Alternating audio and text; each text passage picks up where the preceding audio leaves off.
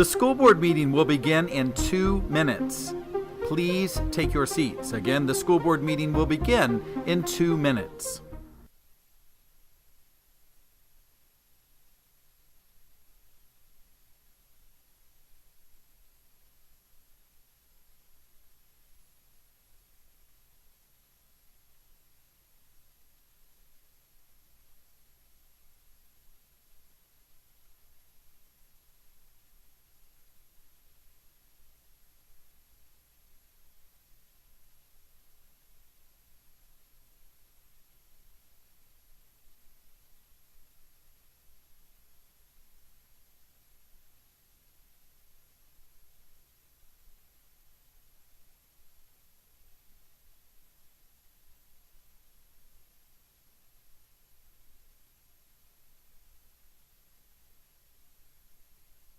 The school board meeting will begin in 1 minute. Please take your seats. Again, the school board meeting will begin in 1 minute.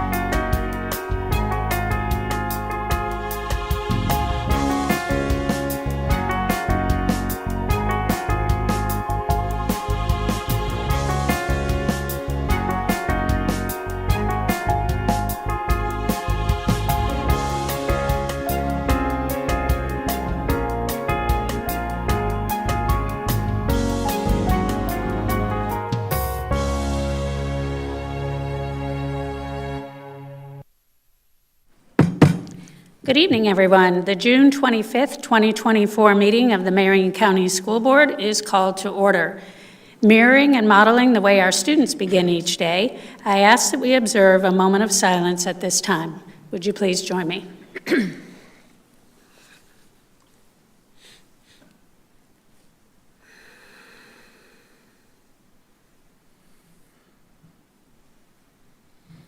Thank you. I'll now read our board commitment statement. We are the Marion County School District Leadership Team. When we come together to work, we are efficient, effective, and productive. Our 3 most important characteristics are dedicated, transparent, and individually responsible. To work well together, we must demonstrate respect, confront reality, and be accountable.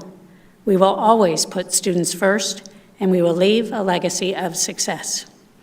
For the courtesy of those listening to the meeting, I'm requesting everyone in the audience to please turn off your electronic devices or put them on vibrate. Later in the meeting, up to 30 minutes will be provided for individuals to address the board on matters concerning the operation of the Marion County school system or the school board only. Presentations to the board are limited to 5 minutes and are televised. If you wish to address the board regarding a regular agenda item or matters on which the board customarily takes action, you must first complete a peach-colored form located in the lobby. If you wish to address the board regarding a public hearing or a student discipline matter, please complete a lime green form. These forms must be fully completed and received by the board clerk no later than 5:40 p.m. The procedures applicable for each are on a separate sheet. Board Clerk, good evening. Please call the roll. Dr. Allison Campbell, District 1. Here. Miss Lori Conrad, District 2. Here. Mr. Eric Cummings, District 3. Here. Miss Nancy Thrower, District 4. Here. Dr. Sarah James, District 5. Here. Dr. Diane Gullett, Superintendent. Here. Mr. Jeremy Powers, School Board Attorney. Here. Thank you. Dr. Gullett, please share more on the team member who will help us this evening with the Pledge of Allegiance and inspiration. Good evening. Good evening, Madam Chair, members of the board. I'm really pleased to have Ms. Magamal from our public education come forward with a special guest who is none other than our Rookie Teacher of the Year. We're so glad to have them here tonight. Thank you. Good afternoon, Chair Thrower, school board members, and Superintendent Dr. Gullett. It's always a pleasure on behalf of the Public Education Foundation to be here and introduce our Rookie Teacher of the Year for 2024, Ms. Carly Scrimshire from Greenway Elementary School. I will share our foundation is one of only a few in the state of Florida that has a teacher recognition program and award for our Rookie Teachers of the Year. So we have our Teacher of the Year, and you had the pleasure of meeting Miss Jennifer Brown. Tonight, you have the pleasure of hearing inspiration from Miss Carly Scrimshire. It is a lengthy and competitive process starting in September of each year, where our rookies submit their portfolio. They go through an interview process, a surprise observation on their campus, to then be named the district's Rookie Teacher of the Year. So congratulations again to Carly. She is here on her summer break to share inspiration with all of us. Well, we will give you a round of applause for that, ma'am. Welcome. Good evening, Dr. Gullett and Marion County School Board members. It is truly an honor to represent Marion County Public Schools and all of the rookies in our district. They really are some of the best here, and I'm excited to see where they go. I am a product of Marion County Public Schools. I went to elementary school at Greenway, I went to Fort King Middle, and then I graduated from Forest High School. And through the Public Education Foundation, I was actually awarded the Teacher to Be Scholarship. I was local here at CF doing my college experience there, and they helped me not only get through college and my final internship, but they helped me get back to the school that I love, which is Greenway. The Golden Apple class of 2024 truly is the best, I believe. We have created a strong bond between one another, and they truly are fabulous educators, and not only that, but they're fabulous people. My heart is working with other passionate educators to reach the goal of ensuring the best for our students. This is happening through working with the Golden Apple Committee, my colleagues, and everyone else in our district. Being a rookie surely is not an easy task. It comes with many challenges, lots of overtime hours, and a tremendous amount of support from others. I would love to see even more support for new teachers, especially those coming from out of field. Speaking of support, through the foundation, our Golden Apple Academy is currently in the planning stage of launching a new initiative for teachers developed by teachers.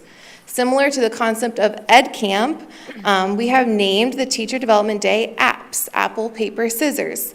And during this day, we will have educators surrounding one another, discussing all kinds of topics, whatever they need help with. No matter the experience, all teachers will be invited to fill up their toolbox using ideas from one another. Kids deserve to have a passionate teacher who lights a spark within them. And to further that, teachers deserve to have passionate people to support them. I hope to be that light within the county and the school that I work in. And now I would like to ask everyone to please stand for the Pledge of Allegiance. I pledge allegiance to the flag of the United States of America and to the republic for which it stands, one nation, under God, indivisible, with liberty and justice for all.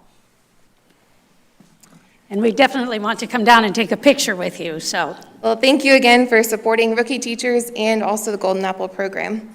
Thank you for everything that you do. Yes, we definitely want to come down and take a picture, and on behalf of the Marion County School Board, congratulations all over again on your accomplishment at such an early time in your career. It's very commendable and pretty amazing as a young person that started as a student in Marion County Public Schools, finished as a student in Marion County Public Schools, and now you're here with us. And when we come down to take a picture, we actually have a student intern here tonight. So I would like for her to join us for the picture, because who knows, maybe one day soon you could be the next rookie teacher. So let's all come down.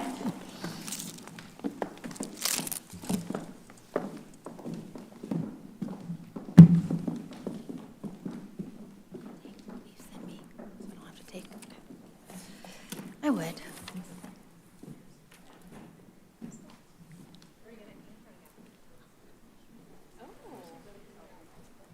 Okay, very good, very good. Don't be shy.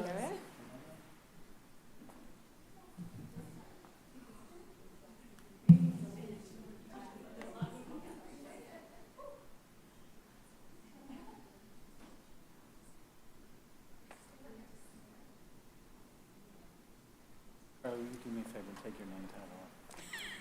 We trained him early. Here we go. 1, 2, 3, couple more. One more. Great. Thank you.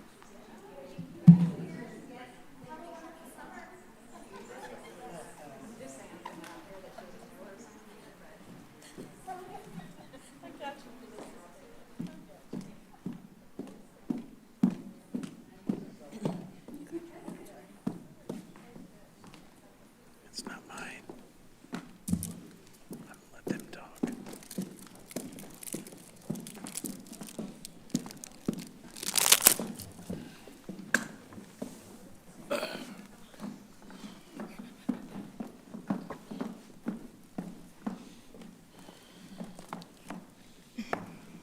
Nice, you're so sweet.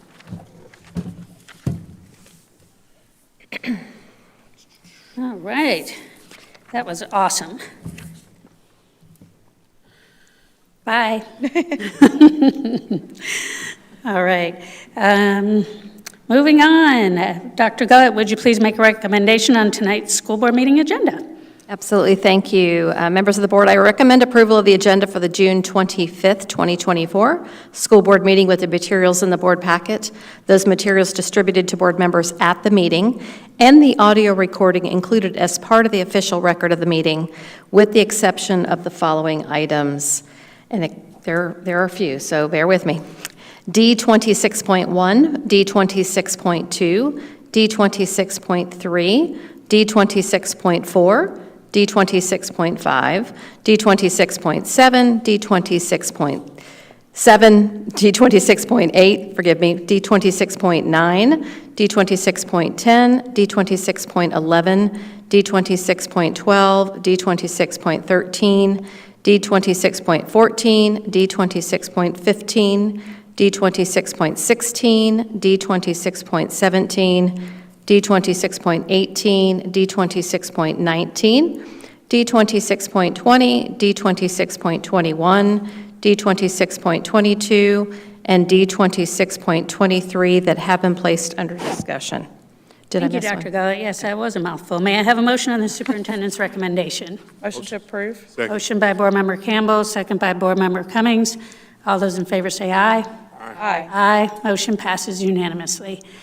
May I have a motion to approve the minutes for the May 28th, 2024 school board meeting? Motion to approve. Motion by Vice Chair Conrad, Second. second by Board Member Campbell. Are there any additions or corrections to the minutes? Hearing none, all those in favor say aye. Aye. Aye. Motion passes unanimously. May I have a motion to approve the minutes for the May 28th, 2024 Board of Directors Leasing Corporation organizational meeting? So move. Moved by Board Member Cummings. Second. Second by Vice Chair Conrad. Are there any additions or corrections to the minutes? Hearing none, all those in favor say aye. Aye. Aye. Motion passes unanimously. May I have a motion to approve the minutes for the May 30th, 2024 special school board meeting? Motion to approve. Motion by Vice Chair Conrad. Second. Second by Board Member Campbell. Are there any additions or corrections to the minutes? Hearing none, all those in favor say aye. Aye. Aye. Motion passes unanimously. Thank you. Mrs. Graybill, would you please provide the proof of publication for tonight's school board meeting? The notice for the June 25th, 2024 board meeting ran in the Ocala Gazette on June 14th, 2024. The proof of publication has been attached in board docs under proof of publication. Thank you, ma'am. We'll now move on to persons requesting to address the board, and I'll ask the school board's attorney to explain the rules governing persons who wish to address the school board this evening. Good evening, Attorney Powers. Good evening. Thank you, Madam Chair. In compliance with Section 286.0114 of Florida statutes, the school board has adopted uniform procedures for public speakers who wish to speak at this evening's meeting, either regarding one of today's agenda items or a matter relating to the operations of the school board. These procedures will ensure the public has a reasonable opportunity to be heard on school board and school district matters. A written summary of these procedures is available from the table in the lobby. Public speaker forms are also located on the same table. The completed forms were due to the school board's clerk no later than 5:40 p.m. This evening's speakers will be called prior to the business portion of the school board's meeting in the order of receipt by the school board clerk. Before you begin speaking, please state your full name for the record and spell your last name. Each speaker will have 5 minutes of time. However, if there are more than 5 persons who wish to speak, the board may seek consensus to limit each speaker's time to 3 minutes. When the speaker has 1 minute remaining, the speaker will receive a visual notice to complete his or her comments. Speakers may not yield their time to other people. Speakers and meeting attendees are expected to conduct themselves in a respectful manner. Therefore, verbal attacks and profanity are strictly prohibited. Pursuant to the procedures for public comments, item 6, speakers are not to identify specific individuals other than themselves or their child, unless the statement is provided 24 hours in advance. The board is here to listen to your comments only. You may be directed to an administrative staff member following the conclusion of your comments for further assistance to address your concerns. If there are matters dealing with student discipline, including expulsions, they will be scheduled at the conclusion of the televised portion of the meeting. Parents may address the board regarding a discipline matter at that time. To ensure student privacy, only a parent or guardian may use a student's first or last name. Identifying references to or identification of students or their families is also strictly prohibited. A speaker's speech does not reflect the endorsement, sponsorship, position, or expression of the school district. Thank you for your attention to the board's requirements. And Madam Chair, that concludes my explanatory remarks. Thank you, Attorney Powers. Mrs. Graybill, do we have any speakers this evening? Yes, Madam Chair, we have one. Mr. Keith Fair. Excellent.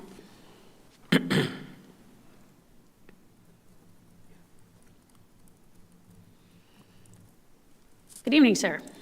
Good evening. Keith Fair, Keith Fair, Ocala, Florida, 230 Northeast 25th Avenue, Suite 400.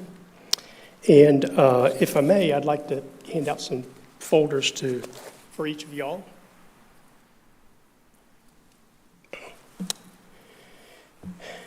We're going to talk about, or what I want to talk about and visit with you about is workforce housing that's affordable.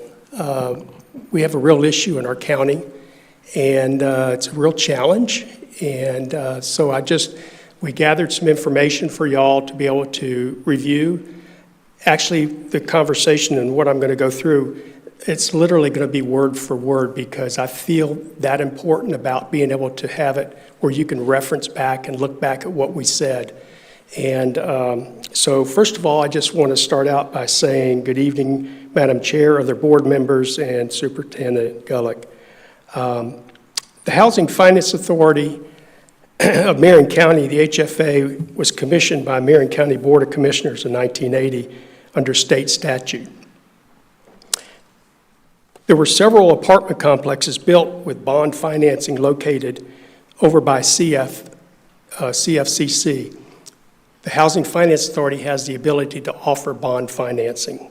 Developers that contracted and stated in their contracts with the apartments to remain affordable for 20 years. Well, those agreements expired. Properties are still there. They're now at full market rate, so they're no longer affordable for the workforce. The HFA was reinstated a little over 5 years ago, and with a mission to create essential housing in Marion County that is affordable. I'm here today to share with you an opportunity on how to create sustainable workforce housing that will be affordable in Marion County. There's a major shortage of housing in Marion County for our workforce, like your teachers and your staff that can afford to be able to live in a home or an apartment. The housing numbers from a study that was done 2 years ago showed there was a shortage of 6,000 units just to fill the growth gap that we're having in the county. The good news is we're growing. The bad news is we need housing. Today, the workforce shortage is closer to 8,500 units. The affordable workforce has been an issue in Marion County since the Public Policy Institute study that was done back in 2006. If you note, here's a card, and it gives a good quick reference. You can scan it and learn more about the Housing Finance Authority. But the picture is what shows the need. This is the workforce that we need housing for. The legislators in Tallahassee created a new law called the Live Local Act, which has established the meaning and guidelines for affordable housing. These affordable guidelines are determined by the area median income, or the AMI. And the increases in the last 4 years has been close to $20,000 in the area median income in our county. If you took the salary of a first-year teacher to a 25-year experienced teacher, their salaries would all qualify for a Live Local Act affordable rental guidelines. If you see in your packet, there's the teacher's chart, salary chart, but also there's some budget numbers there. And I'm not going to take time to go through them, but if you would just look at the bottom line, there's one there, there's one of the sheets, if you look at the top, says a family size of 3. I think we're pretty moderate about every expense. There's no real splurge, but this particular family maybe would be a mother and 2 children. Money left over every month would be in the whole $355. That's based off gross income. So they're already in the hole. If you looked at the next page, it's based on a family of 4. You have 1 minute remaining. And it would be, they have $174 remaining. The difference is an 80% AMI, and the other would be 120% AMI. Both of those qualify under the Live Local Act. Do you know the number one catalyst for creating a healthy, successful home life? Housing that is affordable for a family.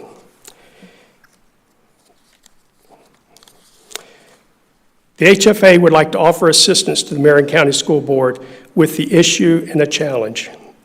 Other counties like Collier County has dedicated land resources to build affordable housing that was marketed to the teachers. The challenge for the new impact fee that is to start July 1st, 2024, this fee just adds additional cost to housing that is trying to make it affordable for teachers, staff, and hourly workers. We know what happened over the last few years. With the increased interest rates and the higher cost in building materials, a developer will tell you it costs the same to build affordable multifamily apartments. Your time has expired. For the workforce that it does in the rate mid-times. This impact fee makes it extremely difficult to build the type of housing that is affordable for the workers. If I may, please, sir, I need 1 minute. You can finish your sentence, but your time has expired. I have to be consistent with I everybody. really need 1 minute. Sir? Please, sir. If you would go ahead and bring it in for a landing, we will. do have your I'll do. detailed folder, which we will definitely be reviewing, so. I will do that very quickly. Thank you, sir. We're going to be working with the city and county in vetting affordable multifamily developments.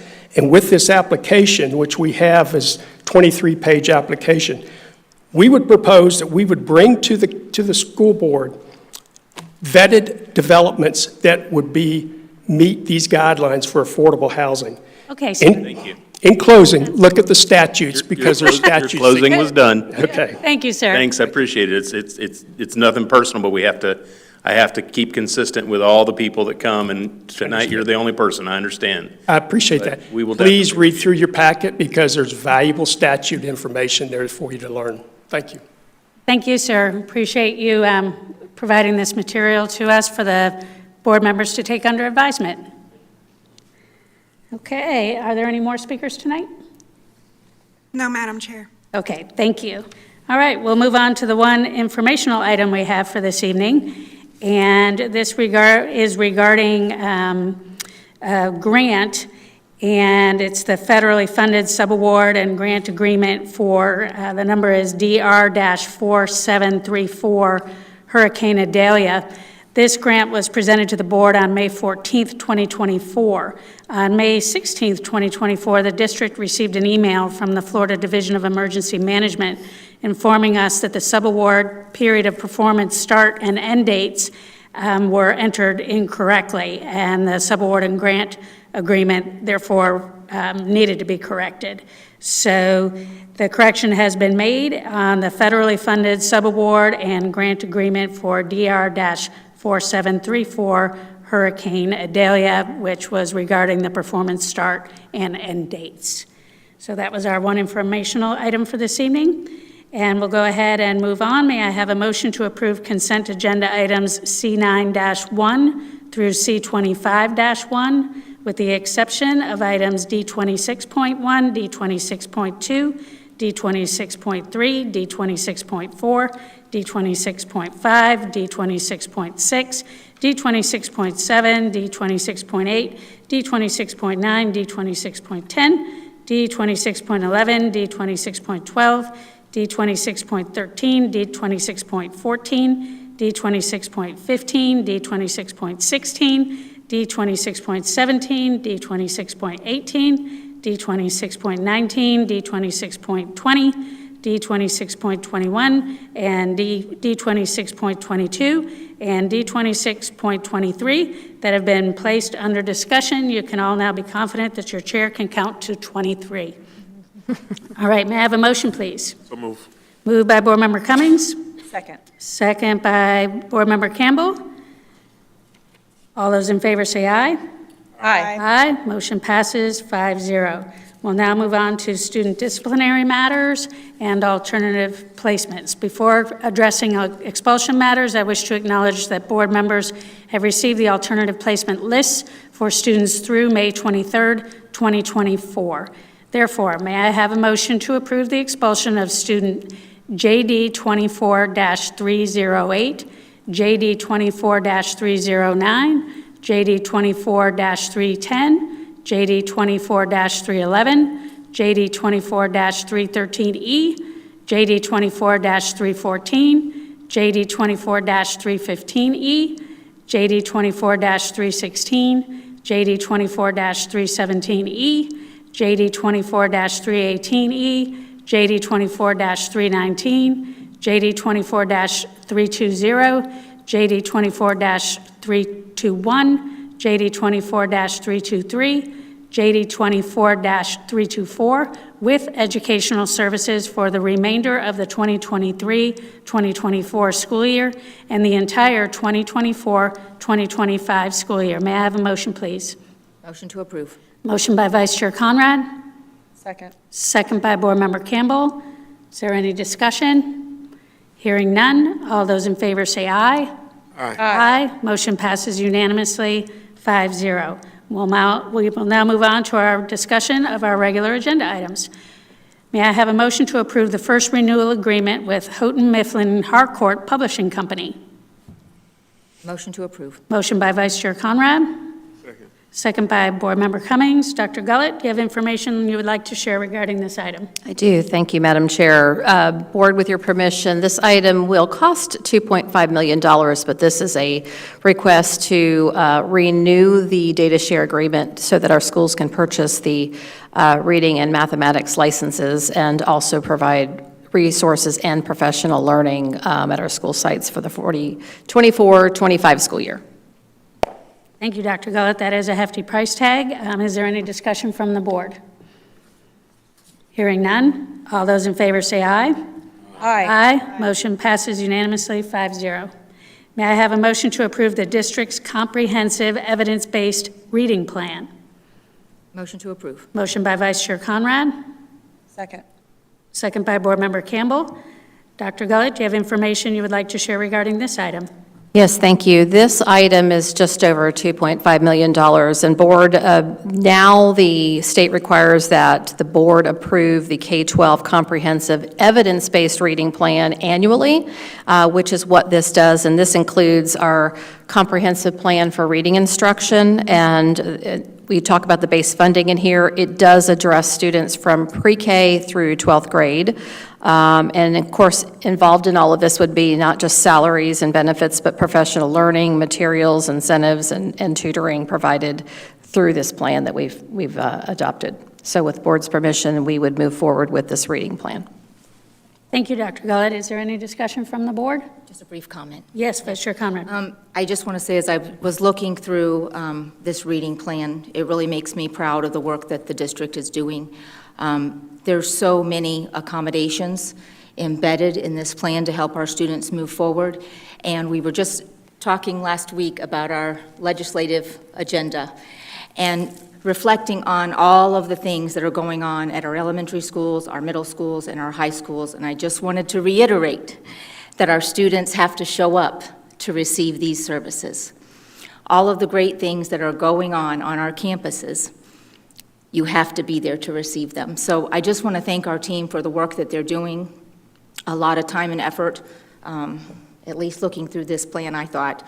Very comprehensive. Lots of accommodations. And so I just want to say thank you for the work in putting this together and helping our students succeed.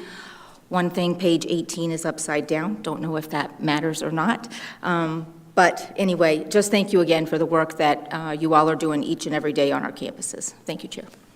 Thank you, Vice Chair. Is there any more discussion from the board? I certainly concur with Vice Chair Conrad's comments. It's so comprehensive and so many embedded accommodations like you shared. Okay, if there's no further discussion, all those in favor say aye. Aye. Aye. Motion passes unanimously 5-0. May I have a motion to approve the special data share agreement with PackBack Incorporated? Motion to approve. Motion by Board Member Campbell. Second. Second by Vice Chair Conrad. Dr. Gullett, do you have information you would like to share regarding this item? Yes, thank you, Madam Chair. Board, with your permission, this item would cost just over $336,000, and this would enable our secondary students to utilize artificial intelligence through monitoring, of course, but it allows our students to receive online coaching and assistance one-on-one with critical thinking and their writing skills. And so this is, again, to support our students in the secondary programs. Thank you, Dr. Gullett. Is there any discussion from the board? Just a brief comment, sorry. Please. Just as I was reviewing this, it's really exciting.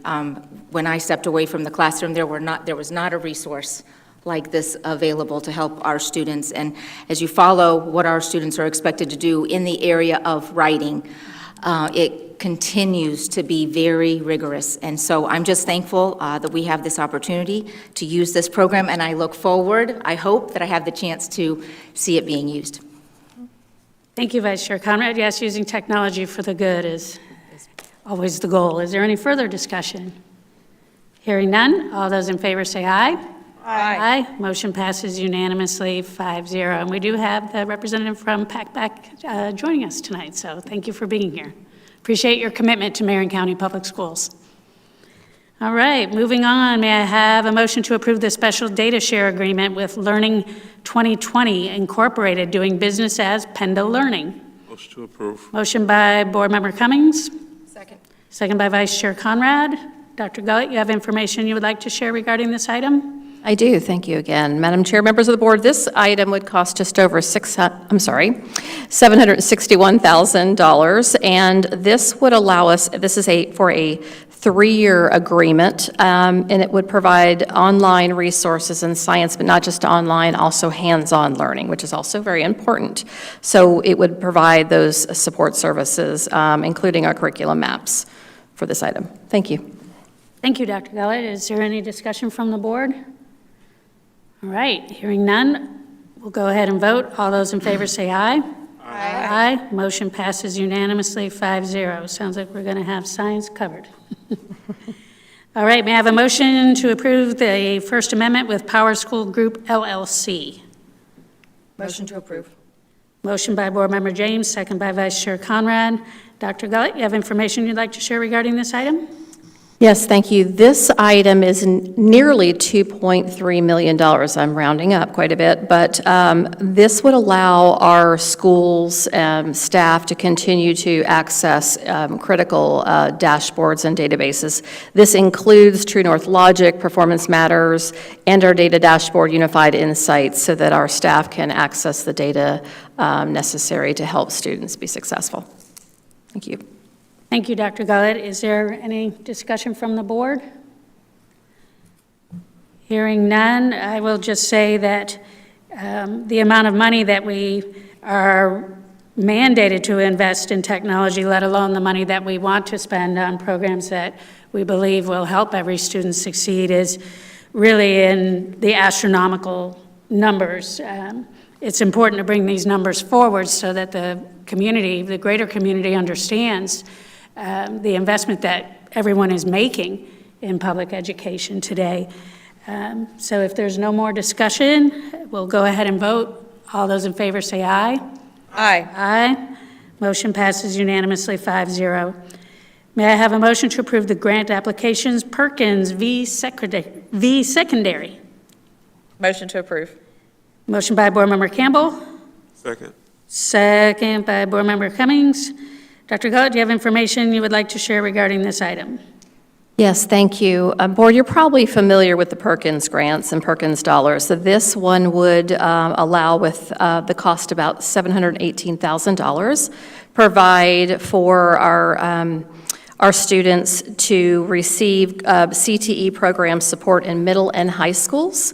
And this actually would reach about 15,000 of our students. So helping to pay for industry certifications, testing fees, professional learning for CTE, which I know we think is very important for our students.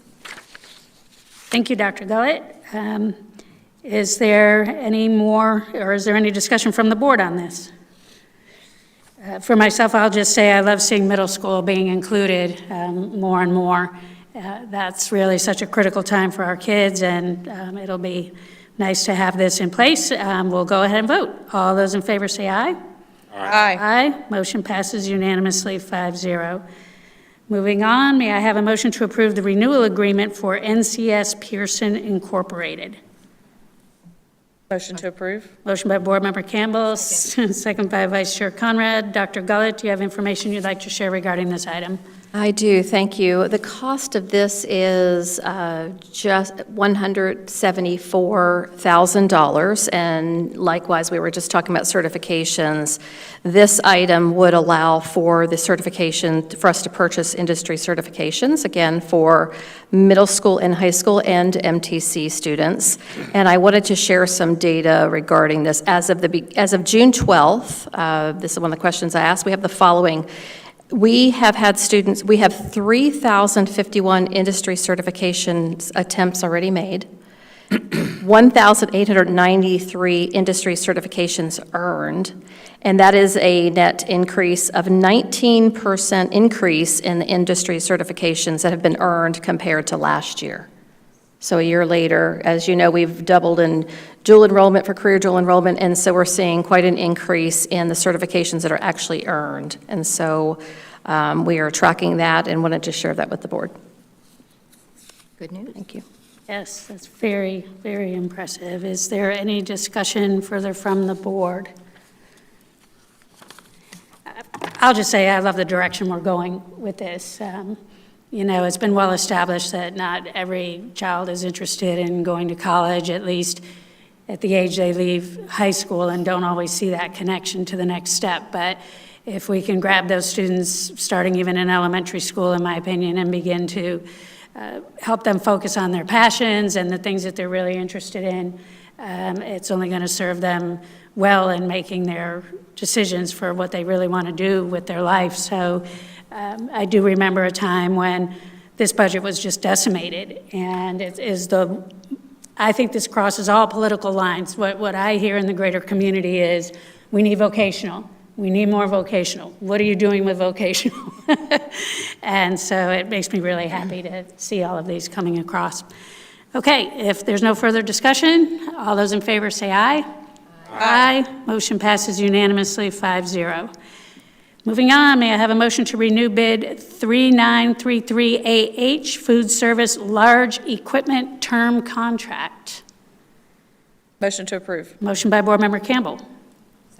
Second by Vice Chair Conrad. Dr. Gullett, you have information you'd like to share regarding this item? I do, and Board, with your permission, I have Ms. Ramona Belcher who's going to come forward and present on this item, and she is going to present information that addresses the next 4 items. So for clarification, that would be 26.8, 26.9, 2610, and 2611. When we get to those items, I'll give you the cost individually, but she's going to present items that addresses all of those, with your permission. Okay, great. So when you're done with your presentation, we can ask questions about any of these, and then we'll vote on them separately. Need to vote on them separately. All right, Yes. perfect. Good evening. Good evening. Dr. Gullett, did you want me to address D2613 or wait? Because I also have that item as well. There's a skip. There's a skip in the order. I would wait, Okay. if that's okay. I don't want to, if that's okay. That's fine. Thank you. Good evening. Good evening, Chair Thrower, Vice Chair Conrad, board members, and Dr. Gullett. So it is the time of year where many of our bids are up for annual renewal, so I'm here this evening to discuss the budget resources for several of the bids that are utilized for the food and nutrition services for the 24-25 school year. So food and nutrition service is a self-supported program. We're separate from district funding, and we have a mission to provide nutritious meals to boost student performance in the classroom. As a student-centered program, Food and Nutrition Services has served over 10,773,000 meals yearly. And 62.23% of students in our district are directly certified, which qualifies Marion County to participate in the community eligibility provision. It allows us to provide free meals to all students regardless of their income. As been discussed in previous board meetings, the population in Marion County is experiencing rapid growth, thus creating the need for increased resources to operate our programs. So I'm going to give you a brief overview of each item on the agenda tonight. The first item, D26.8, is the renewal bid 3993AH large equipment. This request provides details regarding the need for large equipment, and it's essential to maintain and replace old and outdated equipment to avoid equipment failures and impeding meal service to the students. Aside from equipment assistant grants, our food service department hasn't purchased any new equipment since 2020, so we're a little behind on getting our equipment updated. I've also added additional funds for purchasing new equipment for the 2 new schools, kitchens W and X. So that's why the budget for this is large at $4 million. The next item, D26.9, is our bread bid, and it went out again for bid. There are regulations surrounding the type of bread that we serve, and as well as the quantity of grains that we provide at each meal. So this bid is for fresh baked products with whole grain breads that are delivered to schools fresh. We offer a variety of milk, which includes the 1% white, fat-free chocolate, and fat-free strawberry. By renewing this contract, it ensures that Marion County is meeting the required federal guidelines. The amount for that bid is $2,362,500. And then next up is the D2611 is the renewal options, second year for our juice bid. And all of our juices are 100% juice in the child nutrition program. So we have it on the menu daily because it is a student favorite. I do want to note that the bread, the juice, and the milk, when I budgeted, I did increase 5% to account for the rising cost of food and then the rising population of students in Marion County. And I will open it up for any questions if you have any. Thank you very much. Is there any discussion or comment from the board? Okay. Hearing none, I don't think I heard the cost of the juice and juice products. The cost of the juice is $1,575,000. Wow, Yes. a lot of juice. Food is 40% of our budget, and it's slowly increasing. Sure. Yes, go ahead, Board Member James. If you do you have an update on the use of the share table? And if I take a juice and I don't drink it and I don't open it, are we using the share table? Can we put it back into? Yes, some schools, when they have an interest, we do have a policy for a share table policy. As long as the products are unopened and unused, they should be on ice and, a temperature control for the whole entire time. And then after each meal service, it's left out for a very short period of time, and then we discard it for safety reasons. But share tables are welcome at each school for those who want it. So we are discarding it, though, if kids do not, at the end of the lunch service, whatever's left in the share table is discarded? Correct. It can't be donated? It can be if it's kept within temperature. We can donate it. We typically don't. So if we worked with a nonprofit to pick it up? And we do have organizations that we work with to pick up products, especially when we are closing out the school year and we have items left, or if, let's say, we had a field trip that a manager didn't know about and she prepared too much food, we do reach out to, we have a certain list of people that we donate to that are approved. So how would we go about expanding that narrative? Because the last thing I want is perfectly good food being thrown away. Well, the main reason why we don't usually donate it after it's been out on a share table is because someone does have to monitor the temperature of that the whole entire time. And so for food safety reasons, we prefer to discard it rather than take the risk. But if we had some agreement that was created that the person receiving it Yes.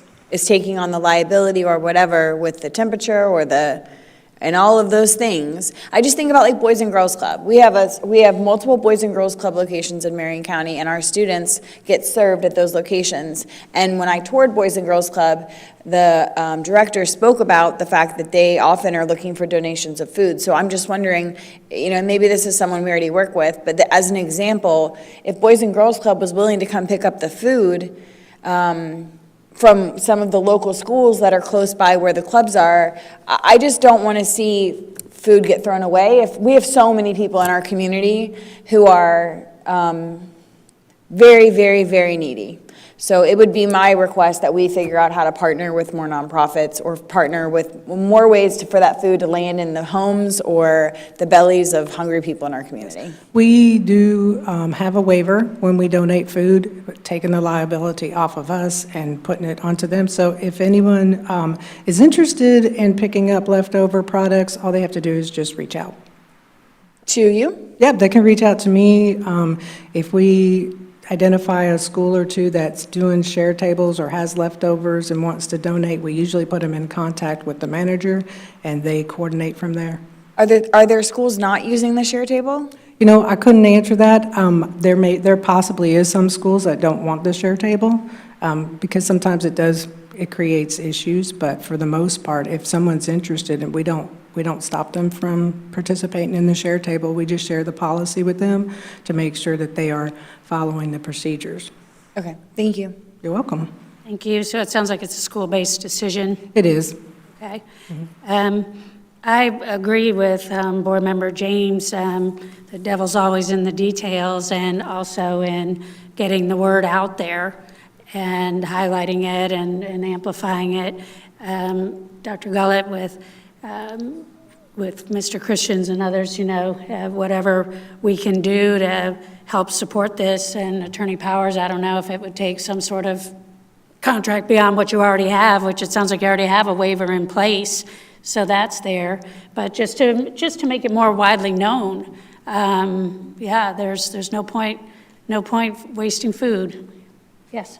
Chair, thank you. I completely agree that we don't need to be wasting food. I do agree, though, that it does still need to be maintained at the school-based level, because I'm thinking of some of our school cafeterias and the space that they have may not be conducive to having anything extra being used for anything extra. And so I don't know if there is another way that it could be accommodated in the kitchen or something like that, but I still agree that it needs to be a school-based decision just based on certain school space constraints.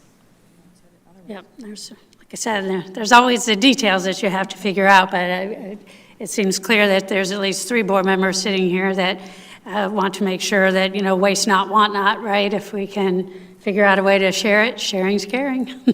Well, that's our business. We're in the business of That's feeding right. people, so. That's right. Thank you for bringing that to our attention, because I know from experience that we had the share tables, and then, throughout the pandemic times, that went away, and sometimes things, they don't come back. It's just because no one thought of it, so glad to hear that. I have had a couple schools reach out. They were asking and they wanted it back. But I can't remember off the top of my head which ones they were. So there is a need, there is a desire, and there are students that are still hungry, and definitely take advantage of those extra items. Absolutely. Well, thank you very much for the presentation, and also for sharing the costs of what it takes to make sure that our kids will get what they need. So hopefully they can be the best students they can possibly be. Thank you. Appreciate it. All right, so we'll go ahead and vote on the first one. This is D26.8 for those keeping track at home. We have a motion and a second. Is there any more discussion? Hearing none, all those in favor say aye. Aye. Aye, motion passes unanimously 5-0. The next one, 26.9, may I have a motion to approve bid number 4025AH, bread and bread products for food service term contract. So move. Moved by Board Member Cummings. Second by Vice Chair Conrad. Dr. Gullett, we've already had the information. Is there any further discussion from the board? Hearing none, all those in favor say aye. Aye. Aye, motion passes unanimously 5-0. Moving on to D26.10, may I have a motion to approve? May I have a motion to approve renew bid 3811AH Food Service Milk and Milk Products 3-year term contract. So move. Motion by Board Member Cummings, Second. second by Board Member Campbell. All those in favor say aye. Aye. Aye. Motion passes unanimously 5-0. D26.11, may I have a motion to renew bid 3930AH Food Service Juice and Juice Products term contract. Motion to approve. Motion by Vice Chair Conrad. Second by Board Member Cummings. All those in favor say aye.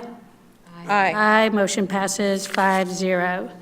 All right, we will move on to D26.12. May I have a motion to renew bid 3999 GM Door Hardware? Motion to approve. Motion by Board Member Campbell.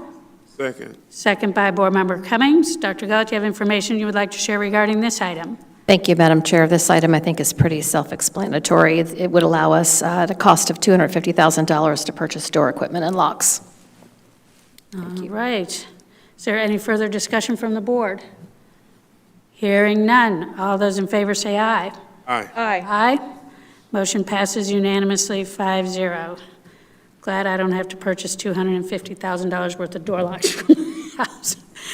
All right, when you look at this stuff at scale, you begin to realize how much it costs to run our business. All right, now we will get back to some food service. May I have a motion to request to join the North Florida Buying Group, known as NFBG, for Maine food and supply items and USDA commodity processing via the Alachua County Public Schools, RFP 2324. May I have a motion, please? So move.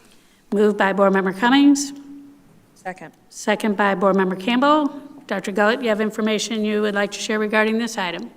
Thank you, Madam Chair. Ms. Belcher was referencing this earlier. This cost would be approximately $12.5 million, and what this request is to allow us to join with Alachua County Public our work session. And you may recall that there was a presentation that included a price change, which is reflected in your attachments today, and it's just under $4 million. And if you have any questions, we're happy to answer. Thank you. Thank you, Dr. Gullett. Is there any discussion from the board? This is dollars to the good, correct? Yes, that's correct. And how much was that again? The total ended up being $3.923,884. Okay. And it was revised just today because we received the revision, Ms. Bostonellis received the revision that was addressed at the work session. Great. All right. Thank you very much. If there's no further discussion, all those in favor say aye. Aye. Aye. Motion passes unanimously. May I have a motion to approve the agreement with TPG Cultural Exchange Services, LLC? Motion to approve. Motion by Board Member Campbell, Second. second by Vice Chair Conrad. Dr. Gullett, you have information you'd like to share regarding this item? Yes, thank you, Madam Chair. So Ms. Paige Zadnik is going to come forward on behalf of Ms. Morant tonight, and she is actually going to provide information on this item and the following item. Okay, thank you. Thank you. Good evening, Ms. Adnet. Good evening, Chair Thrower, board members, Superintendent Gullett. It is a pleasure to be here this evening on behalf of Ms. Morant. We are pleased to request renewal of the district contract with TPG Cultural Exchange Services, LLC. TPG provides opportunities for educators from around the world and school districts in the United States to participate in a mutually beneficial cultural and professional experience through the temporary placement of educators in schools in the United States. To further those goals, TPG provides for a temporary stay in the United States of 1 to 5 years for educators. After the completion of their stay, educators return to their home countries to share the cultural and educational knowledge they gained while in the United States. The typical period of stay for an educator in the United States is 3 years. For the 2024-2025 school year, Marion County Public Schools has 11 TPG teachers returning. Of these 11 teachers, 1 teacher will be in their 5th year, 6 teachers will be in their 4th year, and 4 teachers will be in their 3rd year. Additionally, we are thrilled to have 7 additional teachers joining our team. The contract allows for up to 30 educators, and we are currently working with TPG staff to hire additional teachers for the 2024-2025 school year. As we prepare for the upcoming school year, the TPG staff continues to provide support for our current and incoming TPG teachers, as well as the administrative teams supporting these teachers. We greatly appreciate the opportunity to work with TPG in this unique and valuable experience for both our schools and students, and look forward to the 2024 school year ahead. Thank you. Thank you. Is there any discussion from the board? I just have one Go question. ahead, Board Member James. The $405,000 doesn't represent their salaries, right? No, that is for the administrative cost. So it's $13,500 per educator, and we can hire up to 30. Okay, and that's where the 405 comes from? Yes, ma'am. Okay, because I was trying to do quick math, and it wasn't mathing, so. Yes, ma'am. Thank you. Thank you, Board Member James. Any more discussion from the board? I'll just say I remember hearing from a school because one of their TPG teachers was running, their visa was running out. Yes, ma'am. And maybe some of you remember getting that email as well. You know, what can we do anything to help this teacher extend? Because if they're with us 5 years, obviously they're embedded, you know, in that school, and no one wanted to see them go. So as I heard you say that we have teachers that have been with us 4 years and then some of them the 5th year, it might be a good idea to make sure that the principal tells his staff that it just stinks, but let's celebrate them all this year and the next year for the 4-year ones, because they truly are missed, and it sounds like they're doing a great job. Absolutely. Our schools are sad to see them go. Unfortunately, we don't have an option, but they are certainly sad to see them go, and it is a great experience for them to be here with us. Is there an amount of time, and this is just my own curiosity, is there an amount of time where they would go home and then they could come back? Does that vary by country, I believe there maybe? is a stipulation to that, but I can't speak to it in the moment, but I can certainly follow up on that for you. Okay, that would be great. Yes, ma'am. Thank you. All right, if there's no further discussion from the board, all those in favor say aye. Aye. Motion passes unanimously 5-0. May I have a motion to approve the Second Amendment to agreement with ESS Southeast LLC? Motion to approve. Motion by Vice Chair Conrad, second by Board Member Cummings. Dr. Gullett, you have information you'd like to share regarding this item? Yes, Ms. Adnick has a lot of information to share on this. Thank you. Yes, ma'am. Thank you so much. We are pleased as well to request renewal of the district contract with ESS Southeast LLC. We have now completed the initial semester with ESS providing substitute services for our schools. The current staff for ESS supporting Marion County Public Schools includes 291 employees who were MCPS substitutes and chose to apply for ESS, and 229 new hires to ESS for a total of 520 substitutes. This is a 79% increase in the substitute pool in the first 5 months. During the spring semester with ESS, the fill rate for absences was 87%. This is a 10% increase from 77% for the fall semester when substitutes were employed by the district. ESS has a 3-person team providing daily support to our schools and maintaining the new hire and onboarding process. The team supports our administrators and school secretaries with training, filling long-term substitute positions, and any needs that arise. 2 of the team members are regularly visiting campuses to provide on-site and hands-on assistance. These team members also directly support daily and long-term substitutes. A 3rd member of the team maintains the new hire and onboarding process and is continually available to answer questions and provide assistance for the hiring process. New hire sessions are held in person on a weekly basis. The onboarding process for ESS includes in-person training and classroom management. Currently, the ESS team is working with the Marion County Public Schools Exceptional Student Education Department to create a monthly training offered for substitutes interested in learning more about providing support in the classroom. In addition to the daily support of schools and substitutes, the ESS team can be seen at school and district events as well. ESS has attended 3 family focus events held at school sites, a school family night, and the Sumter Marion County Retired Teachers Association meeting. The team will have also attended 2 MCPS career fairs held this spring and summer. Recently, all sites were asked by ESS to complete an annual report card covering 4 key areas to include ESS substitutes arriving on time and checking in with the main office, ESS substitutes being prepared, dressed professionally, and interacting with students and staff in a positive manner. The ESS management team being responsive and attentive if an issue or concern arises. And the ESS management team being visible and active in the school. ESS received an overall rating of an A. Comments included on the report cards from the school teams included shout-outs for specific substitutes, appreciation for the increased fill rate, and gratitude for the ESS management team recognizing their responsiveness and quick action. We are looking forward to continued work with ESS for the 2024-2025 school year. We will begin the year with an established way of work, an established rapport across the district, and a foundation of collaboration on which we will continue to build for the benefit of ensuring daily support when needed in our classrooms for our students. Thank you. Thank you, Ms. Adnick. Any discussion, comments from the board? Just a comment. Go ahead, Vice Chair, and then Dr. Marion. Okay. Ms. Agnick, I just want to tell you thank you.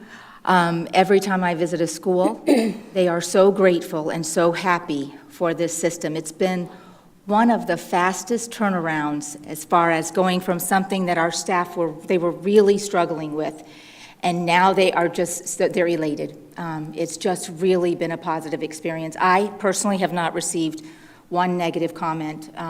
It really has filled the need. It's been a morale booster.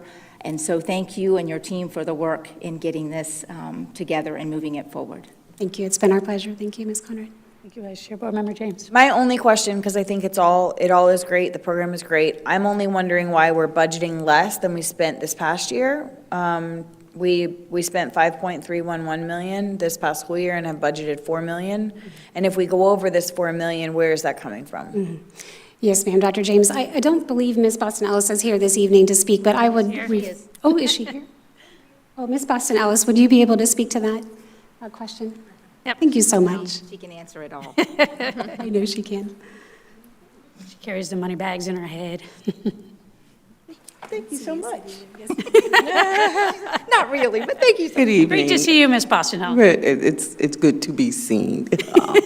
But to address that question from a fiscal impact, I think the information that was provided to you included the costs that we pay for our own employees that are subbing, whether they're non-instructional or instructional, as well as the one semester for ESS.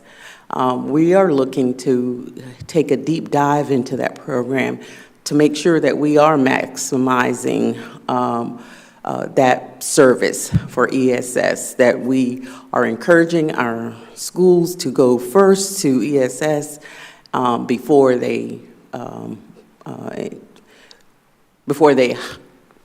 get the voluntold employees at the schools. So we're just looking to tighten up the process. And but from a fiscally, our sub-cost has increased exponentially. Pre-COVID, it would be 1.5 million, 2 million for subs. And during COVID, we saw, it just blew out of the waters. And then there was additional agreements with the union to pay for our non-instructional or instructional to sub as well. So we've seen these costs increase exponentially. So we're just looking to be fiscally responsible in addition to providing the resources that the schools need, if I answered that.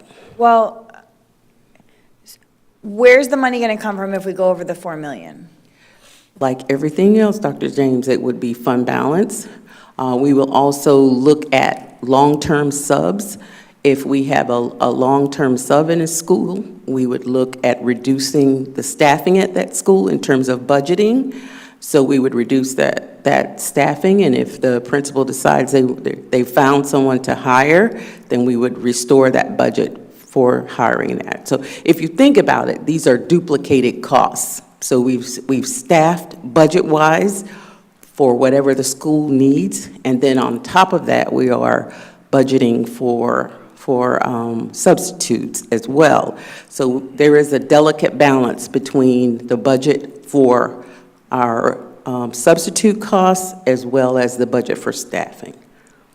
Okay, understood. My worry is that with ESS, which I wholeheartedly agree, I'm just only worried about what we're budgeting for this. So I'm completely on board with the program. I think the program is great. My concern is that taking out what we paid people to cover classes, paras, and non-instructional and teachers, we still spent $4.3 million just in sub costs this past year.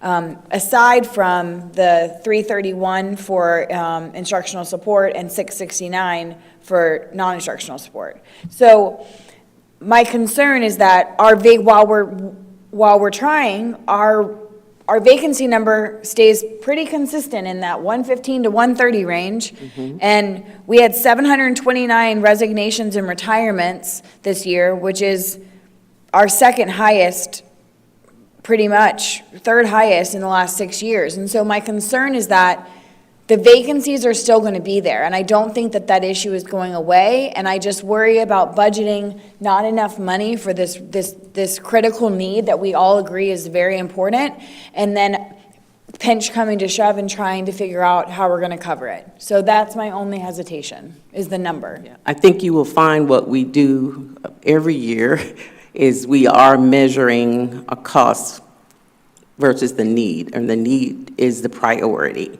And if there is a need for additional funding, we'll have to make additional adjustments in the budget. And we do that all the time. But the point that I was trying to make is that we have a budget for subs and we have a budget for staffing.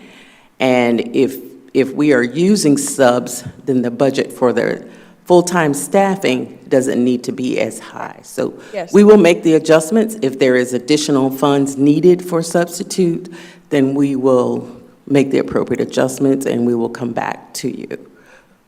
Okay, thank you. Thank you, Ms. Boston-Ellis. Is there any further discussion or comments from the board?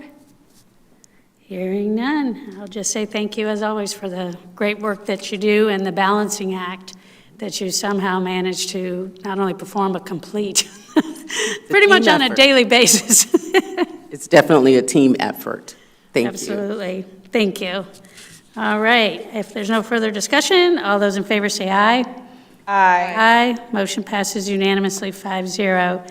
Moving on to item D26.17, may I have a motion to approve the construction of a new aviation and diesel auto mechanic program building at Marion Technical College, known as MTC. This is project number 24-110. May I have a motion, please? Motion to approve. Motion by Board Member Campbell, emphatically. Second. Second by Vice Chair Conrad.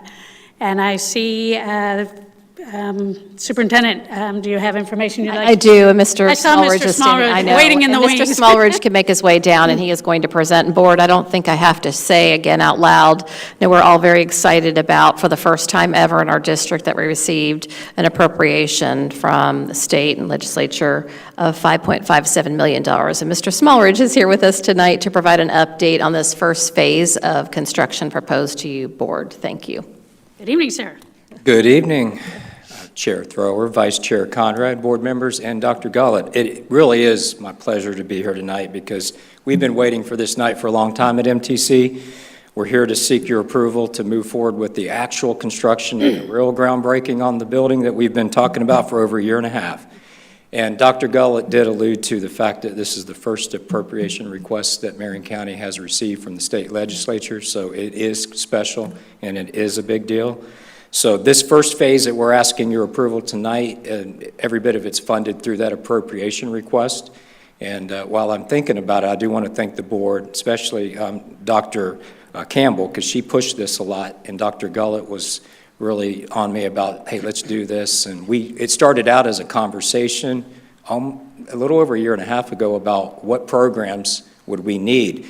And Chair Thrower, you said bring more vocational. Well, this item is bringing you more vocational. So Bring it. yeah, we're bringing it. So it started as a conversation, and we pulled out an old file of some plans that Mike Kelly had from before I got to MTC. And CF kind of beat us to the health science building that they got some funding for by the state. So we revamped it, talked about what does the community need. The state needs aviation mechanics, and we definitely need diesel mechanics in this area, so it was a no-brainer. We came up with the idea of doing a smaller appropriation request. It's not small because it's $5.57 million, but the original ask was $20+ million, so we broke it down into kind of some stages. And we went to Tallahassee. Many of you went with us and had good trips, met a lot of legislative people, and we got the approval, so here we are. We went through multiple meetings with Tech Services. I want to thank Tech Services because they did a great job with the plans. We had to go back to the table, change plans to save some money, and we separated the building from one big rectangle to two kind of squares with a breezeway in between. And that saved money on some of the sprinkler systems and things that would be required because the square footage was lower. So thank you, Tech Services. Appreciate you guys for the support. And we're ready to break ground for real this time. Hopefully, I think Talon Builders is ready to get going as well. So with your permission, we'd like to get started. So any questions? Thank you, Mr. Smallridge. Any questions from the board? Board Member Campbell? I don't have any questions. I'm just ecstatic. It's time. We've been waiting. It was so great to receive the appropriation, and now it's like, okay, now let's actually see the shovels in the ground and really make the building come to life. And so I'm just super excited. It's going to be a wonderful opportunity for our community and for future students that will be there and future employees that will be employed all throughout this community and beyond the state. So Speaking of that, we just hired our aviation instructor. terrific. Thank you. I'm just super excited. I'm ready to vote, but y'all probably want to say something too. Is there any other comments or discussion from the board? For my piece, I'll just say thank you so much, Mr. Smallridge. It really is historic for this district and a first. And it warms my heart, especially because of my commitment to career and technical education. It's how I came up. I tell everybody all the time, if it weren't for horses, I would have never agreed to go to college. And so that was the hook.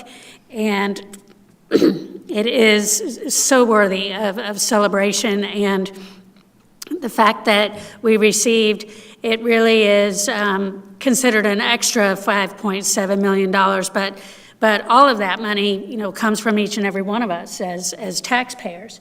And the fact that the legislature saw fit to believe that we were going to be great stewards of this money and that it was going to go to directly benefit children is a tribute to Dr. Gullett, a tribute to you, and a tribute to everyone on the team that worked so hard to make this happen, including the school board that went up and advocated to Tallahassee and shared the importance and our passion for career and technical education in Marion County. So Thank you. And I didn't even throw in there that we're going to open those programs up for dual enrollment as well.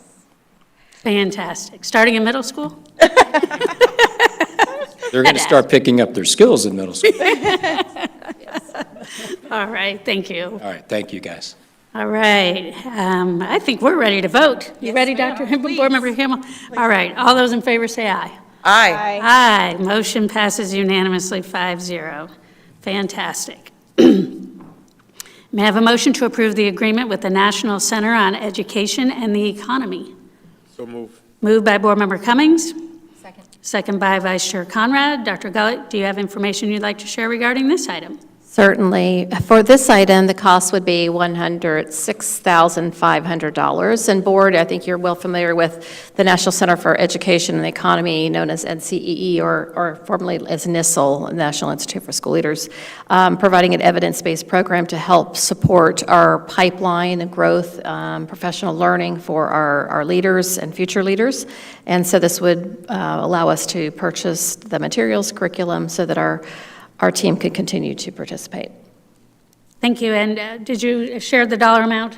Yes, $106,500. What was that again? $106,500. All right, thank you. All right, is there any discussion from the board? Hearing none. All those in favor say aye. Aye. Aye. Motion passes unanimously. May I have a motion to approve the master services agreement with Upland Software Incorporated? Motion to approve. Gosh. Motion by Board Member Campbell, second by Vice Chair Conrad. Dr. Gullett, do you have information you would like to share regarding this item? That was a tie. Yes, thank you, Madam Chair. Mr. Benvenuti is going to come forward, and we have yet another presentation tonight. The cost of this item is $300,000, and Mr. Benvenuti is going to provide some additional details for this three-year contract and what that looks like in our district. Thank you.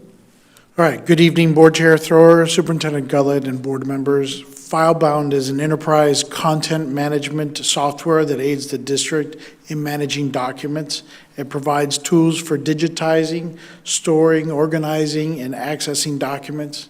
Key features include document capture, indexing, secure storage, retrieval, and integration with our Skyward systems. Currently, we're seeking approval to enter into a three-year contract not exceeding $100,000 per year for a total of $300,000. By committing to a three-year agreement, with this vendor, the district stands to save about $6,000 per year in rate increases, as the vendor has agreed to a 3% annual rate increase rather than a 9%. Thank you. It's not as sexy as the other programs, but still necessary. That's right, still needed. All right, is there any comment or discussion from the board on this item for Mr. Benvenuti? Sorry, sir. Hearing none, all those in favor say aye. Aye. Aye. Motion passes unanimously, 5-0. All right, moving on to D26.20, may I have a motion to approve the district-wide high school football stadium lighting replacement, Project 24-113. Motion to approve. Motion by Board Member Campbell. Second. Second by Vice Chair Conrad. Dr. Gullett, you have information you'd like to share regarding this item? Yes, Board, as you can see, it's quite costly to replace the lights in our stadiums at a cost of $2.25 million approximately. So this is just to replace all those lights, and we're happy to answer any questions you may have. Any questions from the board? Board Member James, go ahead.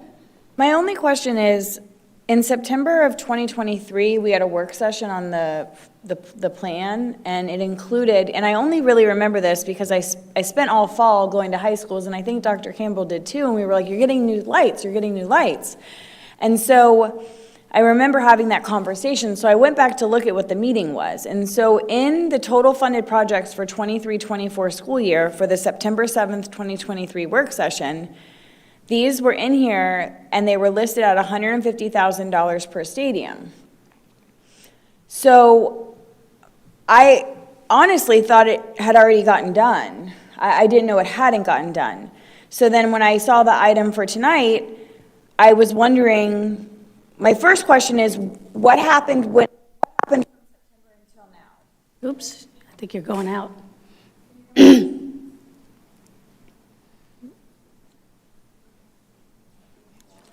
I'm live. So you're good, Board Member Cummings, are you a good Vice Chair? So my first question is just what happened from September until now? That it's not, in the narrative, it's not going to be done until the end of the football season, I think is what I read. Or maybe I read that in the contract, I don't know. But yes, completion honor before November 5th, 2024. So what happened from September 7th, 2023 until now?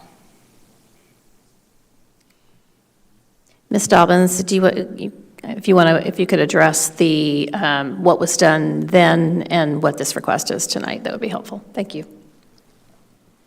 Good evening, Ms. Dobbins.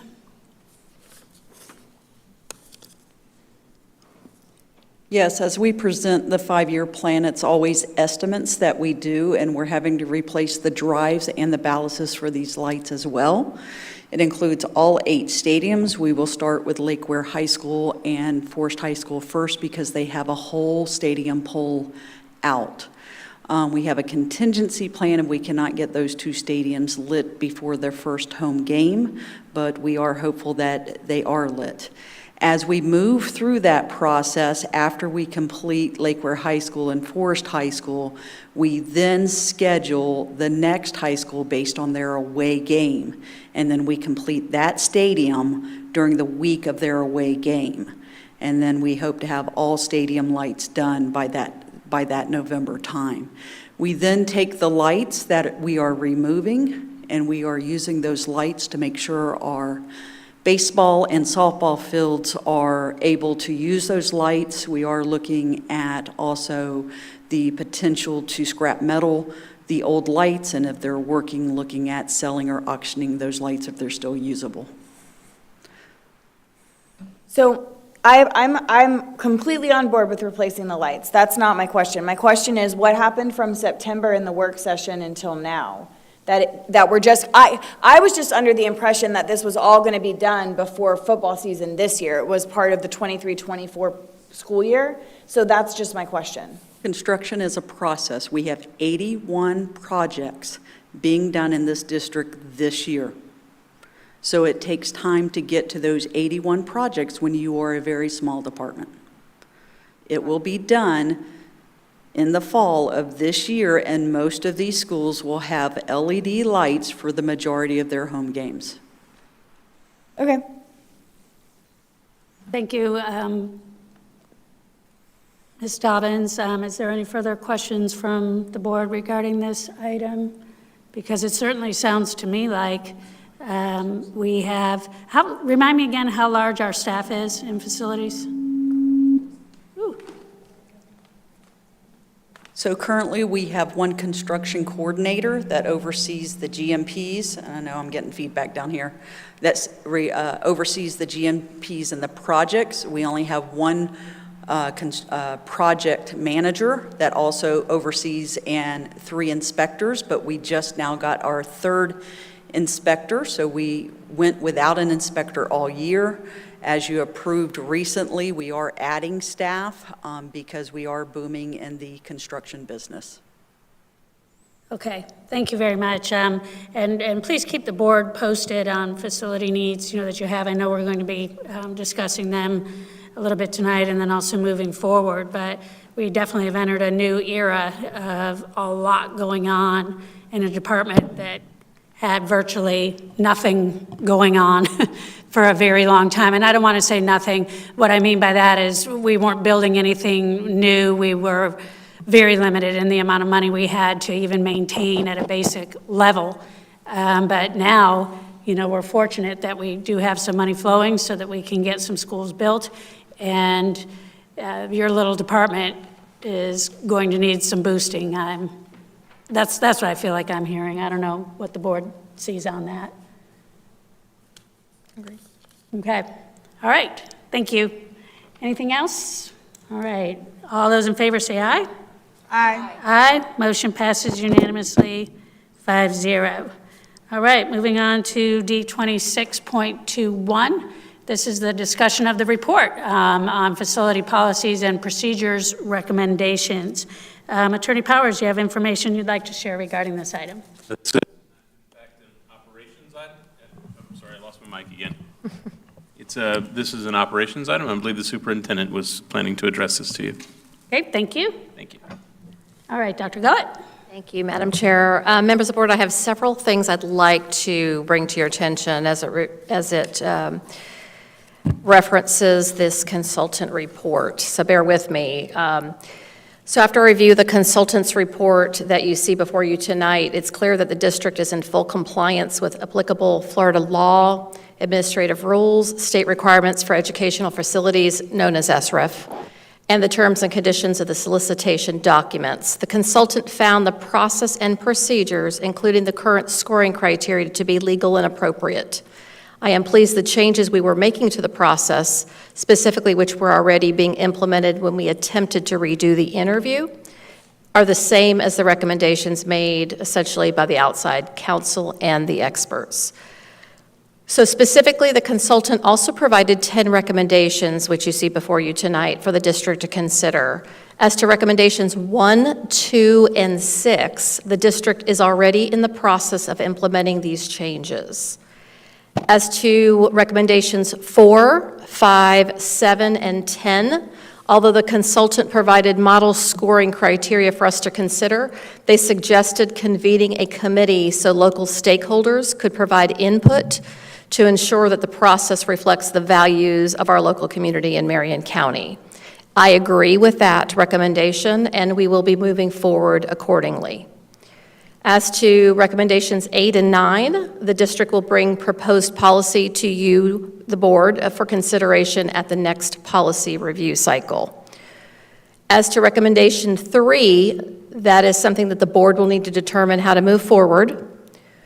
The recommendations for the operational audit items, I also asked for them to take a look at items specifically 3 through 5 from the operational audit, were consistent with our responses and actions. So there's an update on progress outlined above that will be shared in more detail when we have our July 11th work session. It's already a topic, and we will be providing an update on the items I've just referenced for the board, and we'll have more conversation on that. But finally, a more time-sensitive decision needs to be made tonight regarding high school CCC. We need to move forward without further delay, in my opinion, and therefore we may proceed in one of the following ways. I'm going to outline 3, board, for your consideration and feedback. The first one is that we could post an RFQ this week using the same scoring criteria with an updated procedure found to be appropriate.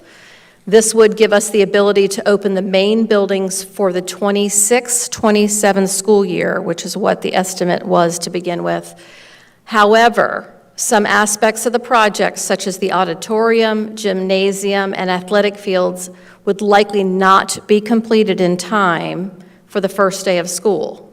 And again, this is an estimate based on what we think the timeline is going to be. But the construction would continue while the school is in session. In other words, it would allow us to have school open for instruction with those other pieces being added.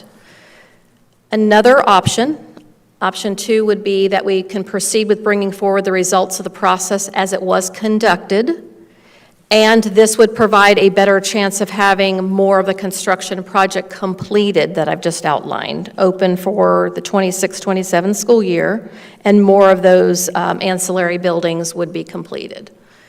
And, yes, ma'am. Sorry, would you please repeat the second one, the first part of your statement? I just had trouble hearing. Of course. We can proceed with bringing forward the results that we have left off in this process as it was conducted, and we would just move forward with what we have. We would take the scoring results as we have them and move forward. That would entail that we would bring that to the board. Okay, so, and that, just for my own understanding, so there would be no repeat of interviews, just using. Correct, that's an option. Okay. As it was completed, because the results found those to be legally sound. Okay, Another option would be that we could move forward after the committee that I've referenced earlier, that they've provided recommendations on another review of the scoring criteria and processes. If the board prefers this option, understand that the school would be further delayed and certainly will not open in the 2026-2027 school year, and we would be looking at an opening in 2027-2028. And as always, I believe that our students should be at the forefront of those decisions and actions, and I look forward to your feedback. thank you, Dr. Gullett. Out of the three, do you have a specific recommendation, you know, or your own rating of what would be your recommendation on these? If we go with the third option, we will delay our students building a school and having it open for another year, which impacts our current students and overcrowding. So I think the middle option of just moving forward based on the consultant's report, the expert's report, inclusive of the first investigation, would allow us to have the most complete school open in the 2026-2027 school year. Okay, thank you. I appreciate that clarification. Does that? Madam Chair. Just a second. Does that conclude what you had? That concludes Okay. my comments. All right, thank you. I didn't hear the first one again. I didn't either. I wish that we would have had this in writing before this meeting, so because I need you to review them also. Certainly. So the first option is that we are, it's an option to move forward with the process, but we would start the process over from the beginning, essentially. So that goes back to the RFQ, which we could get out this week, and that would start the process all over again. That would be the same scoring criteria that has been reviewed with the updated procedures I've outlined, essentially going back to what we were doing when we were redoing the second interview. Those recommendations were directly in line with what we were doing.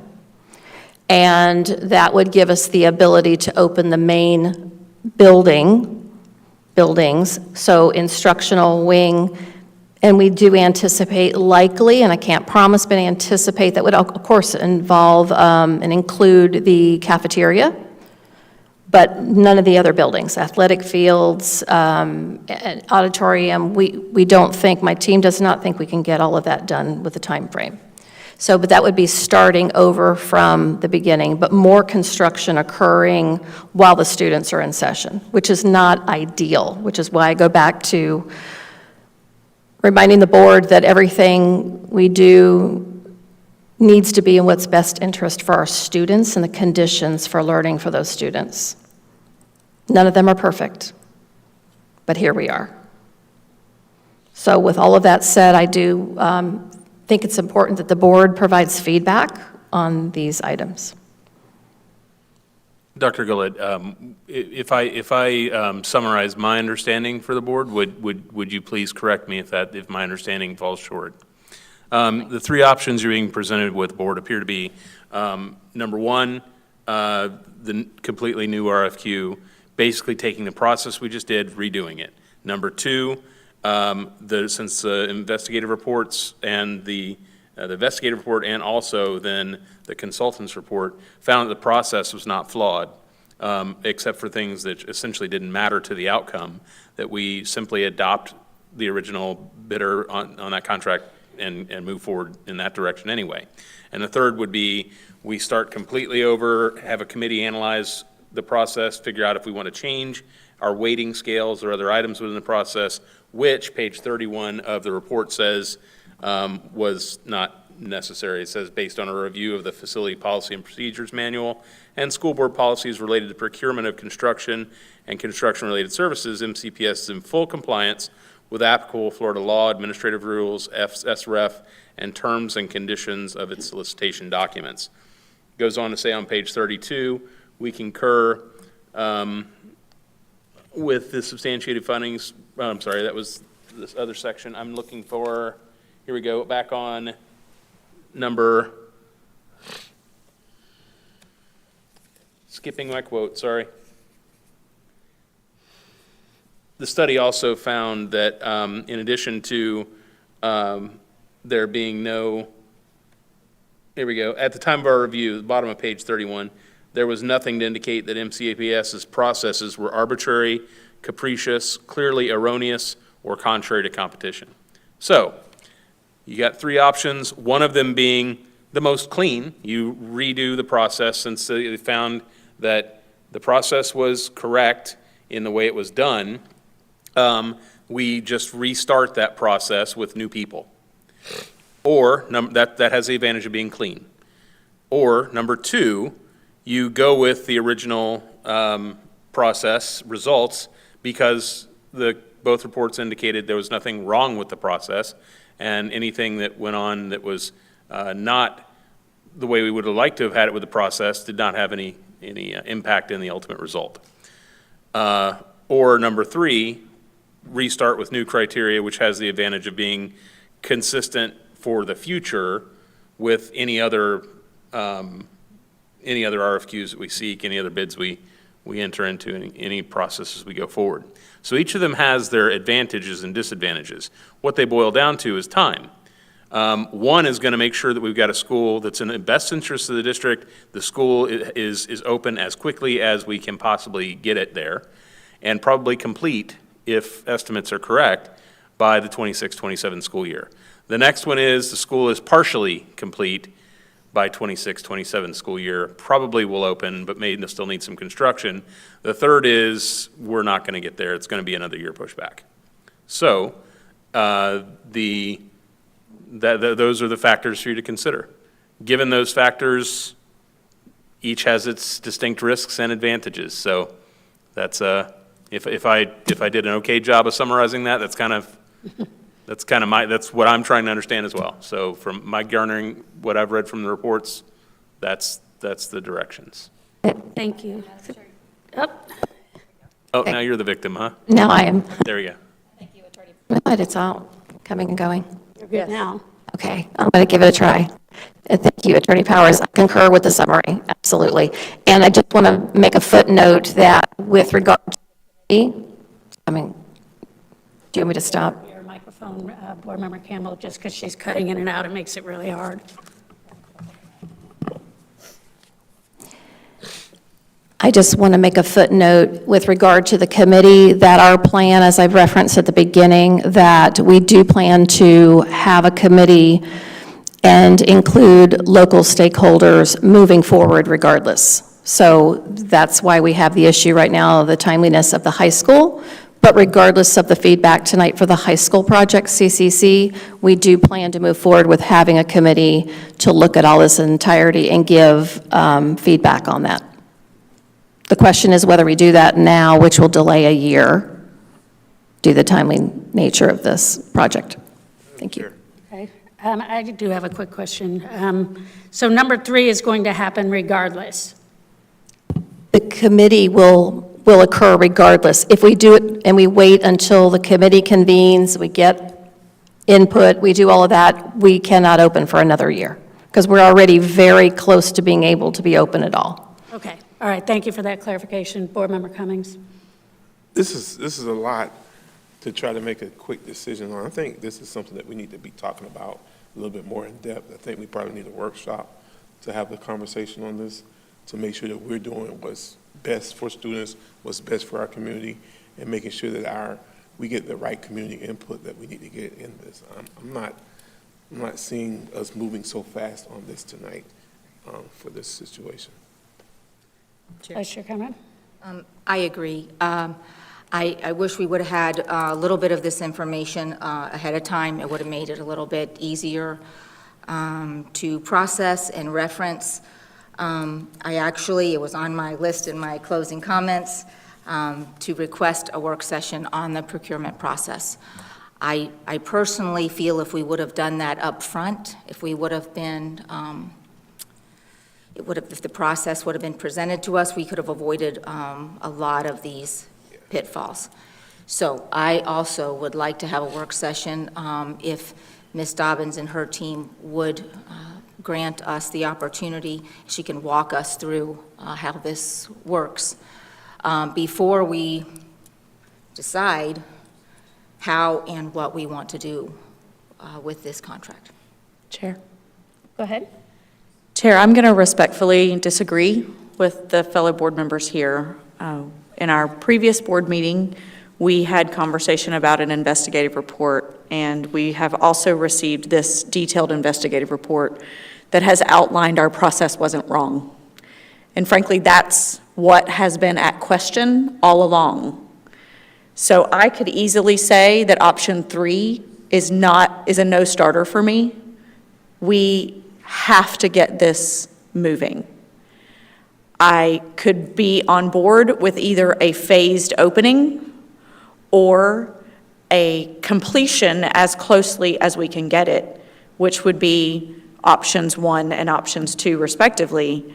Option 3 is a non-starter for me. And frankly, if we have another work session that has to have another 10 days of publication, and we're already going to be at a non-starter if we don't at least start to have real conversation tonight, because we all received the same report at the same time with the same information in it that says our process wasn't wrong. Correct, but we did not have Dr. Gullett's recommendation until just this minute. And I understand that, but perhaps I was just reading too much into it, because I was thinking in our last board meeting, I know I specifically said the thing that hurt my heart the most was that we're delaying potentially the opening of this high school. So I guess I just made an assumption without anyone else telling me, well, it seems like we have a couple of options.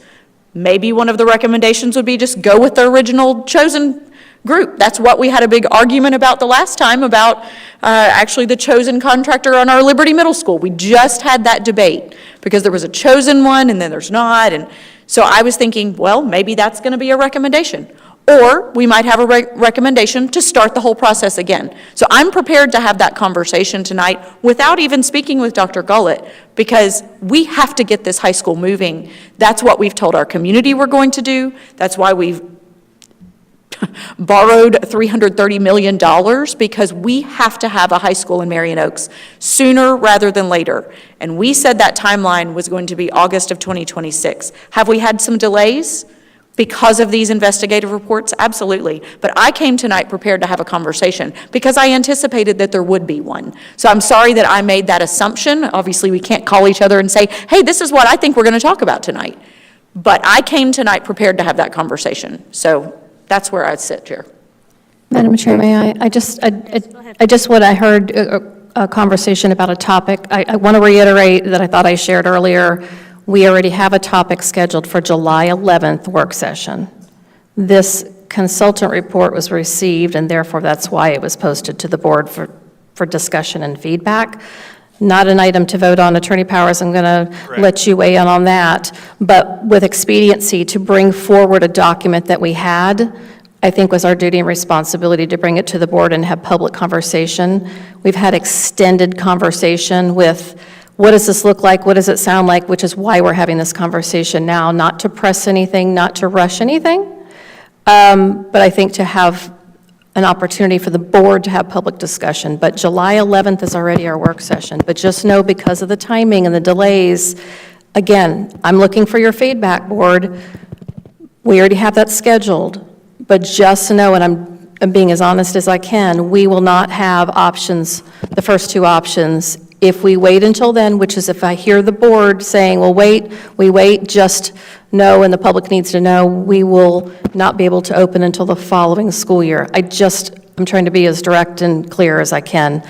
And if I may, I don't know if you want to wait, Chair and members of the board, I think Ms. Dobbins has some additional items. We also need to address the certificate of participation, where we are with the build and the funding, because I know that that has been asked of my team. I don't know if you want to wait, and I'll Let's defer do to it now. No, I have a question about the work session. We need to finish Well, this. actually, it is related, so I think it is important, and I am going to ask Ms. Dobbins to come down. It'll just give us more content to discuss. I haven't had an opportunity to say anything yet. Well, it's coming, I promise you. I haven't either. Good Go ahead. evening again. I'll start with the COP. So the Certificate of Participation, as you know, is the loan we have received. Loan is what we call it, even though it's a COP. The high school is funded for that. When we do the loan, we do a schedule of draw. So it outlines when we're going to draw the money for the different projects. So this high school is one of those draws. As you know, that was a $330 million loan. And as we've solicited and received that loan, which is tremendous for our district, it comes at a price. Just like if you buy a house, you owe a mortgage. And when you owe a mortgage, you pay interest amortized over years. So tentatively, as we're working on this upcoming year's 5-year facility plan, we are estimating that that loan in this first year is going to cost us roughly $26.3 million in debt service. That $26.3 million is going to come from our capital outlay budget. That same budget which we maintain our schools and we use for constructions. So we have, as a board and a staff, worked very hard to get impact fees. If we estimate impact fees to be received in the upcoming year of $12 to $15 million, that leaves us in a deficit of over $11 million to still have to pay on the debt service. But you also have to account for the expenditures that have increased. We have increased our busing fleet need from 1.2 million to 2 million. That's $800,000. We have a need for portable leasing and portable purchases and portable installations of over $3 million. Our property insurance has gone up. That comes out of our capital outlay. And when you take the expenditures we are spending this year, we are seeing almost a $4 million increase in expenditures. So now you're looking at, if you take the just over $11 million, because the impact fees is going to pay some of that on that debt service for the localized overcrowding. But then you add $4 million to that in exceeding the expenditures from this current year just on things that aren't construction, you're back up to still a $15 million debt, not debt service, but deficit.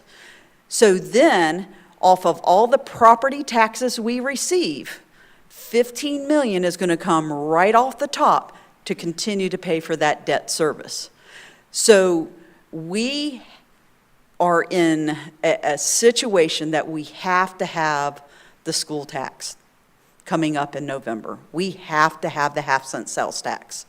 If we don't get that, then that means another $15 million estimated off of our maintenance and new construction. We're going to cease the ability to build anything beyond what we said we're going to build with the loan. So I wanted to paint that picture very, very clear.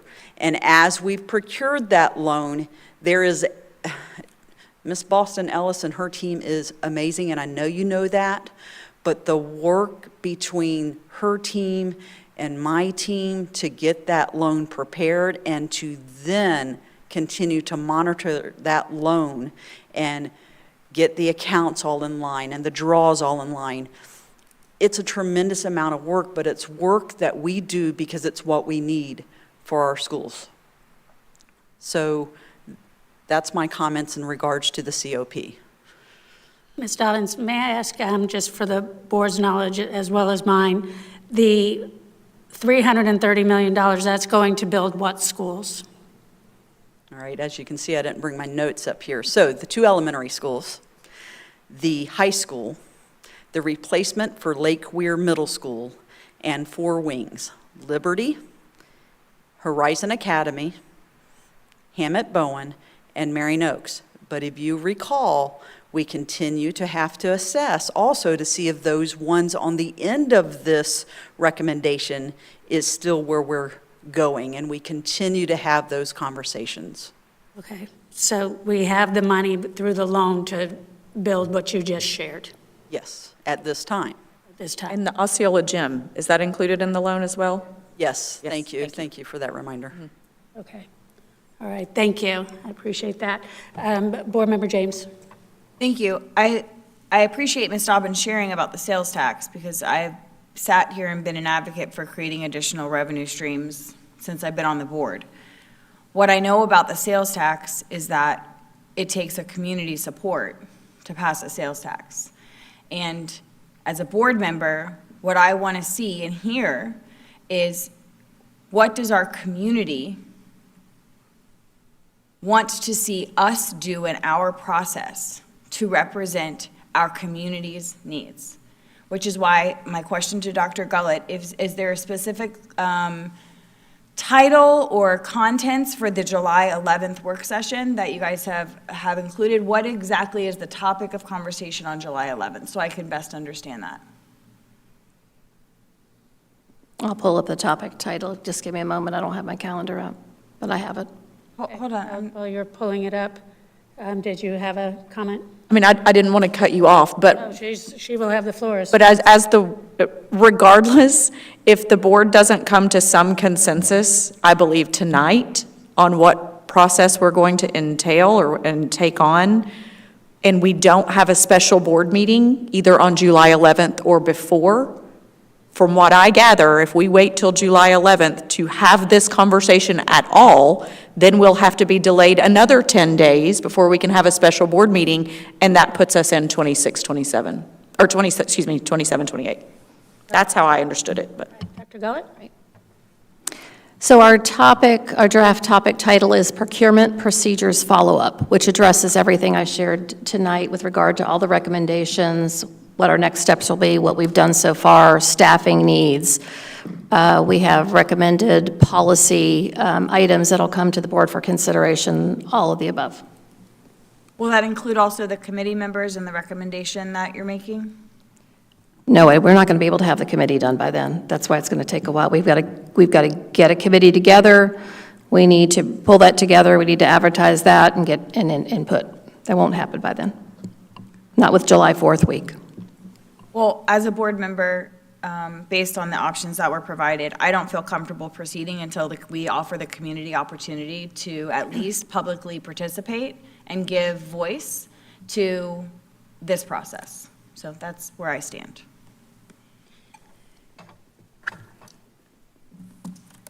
Chair. I will say that we have had a couple of board meetings, and we've been discussing this for the past few weeks, so there's been a lot of opportunity. I don't see anyone from the community here tonight. Most people watch it from home and are following it, so I don't think we should be delaying at all, because what I feel like I've just heard is that we spent $23,540 of taxpayer money for a situation that never should have occurred. And that has been proven by 2 different reports from experts that didn't have a dog in the fight, that our process was legally sound, that it matched the urgency that we as a board said that we had to get schools started.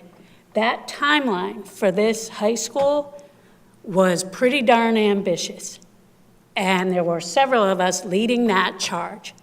So to me, it's disingenuous to all of a sudden wanting to be pumping the brakes, especially since now we're going to question 2 reports that taxpayers paid for as not being enough. What is there really left to talk about as far as the high school is concerned? And what I will say as far as the high school is concerned is that we need to get that place built as close to our original timeline of August 2026 as we can. The need has not changed. And 3,500 students and families are counting on us to get this done, not to continue kicking the can down the road over something that we have given deep due diligence on already. I can totally get behind waiting to establish until the July 11th work session, whatever that process is going to take for a committee for forward planning. But honestly, board, we don't have the luxury to do that with this high school. It's already been established that the perpetrator of this whole thing has bowed out. We have that in writing. We have all the evidence we need. And I would encourage the board to remember why we're sitting up here in the first place, which is to help the whole greater community and students, putting students first, getting these students into this school, relieving the pressure on the principals, the principal at Westport, the principal at Dunellen. I could go on and on, but I am 100% in support of option 2. It has been proven that we had a legally sound process. It keeps our house just as clean from what I can see, and it is the least amount of delay. I could get behind option 1 for a little bit of extra cushion. Sure, why not, I guess. But that's where I am. Ms. Dobbins. If I can speak frankly. Please. So at the end of this week, I will have completed 30 years in education.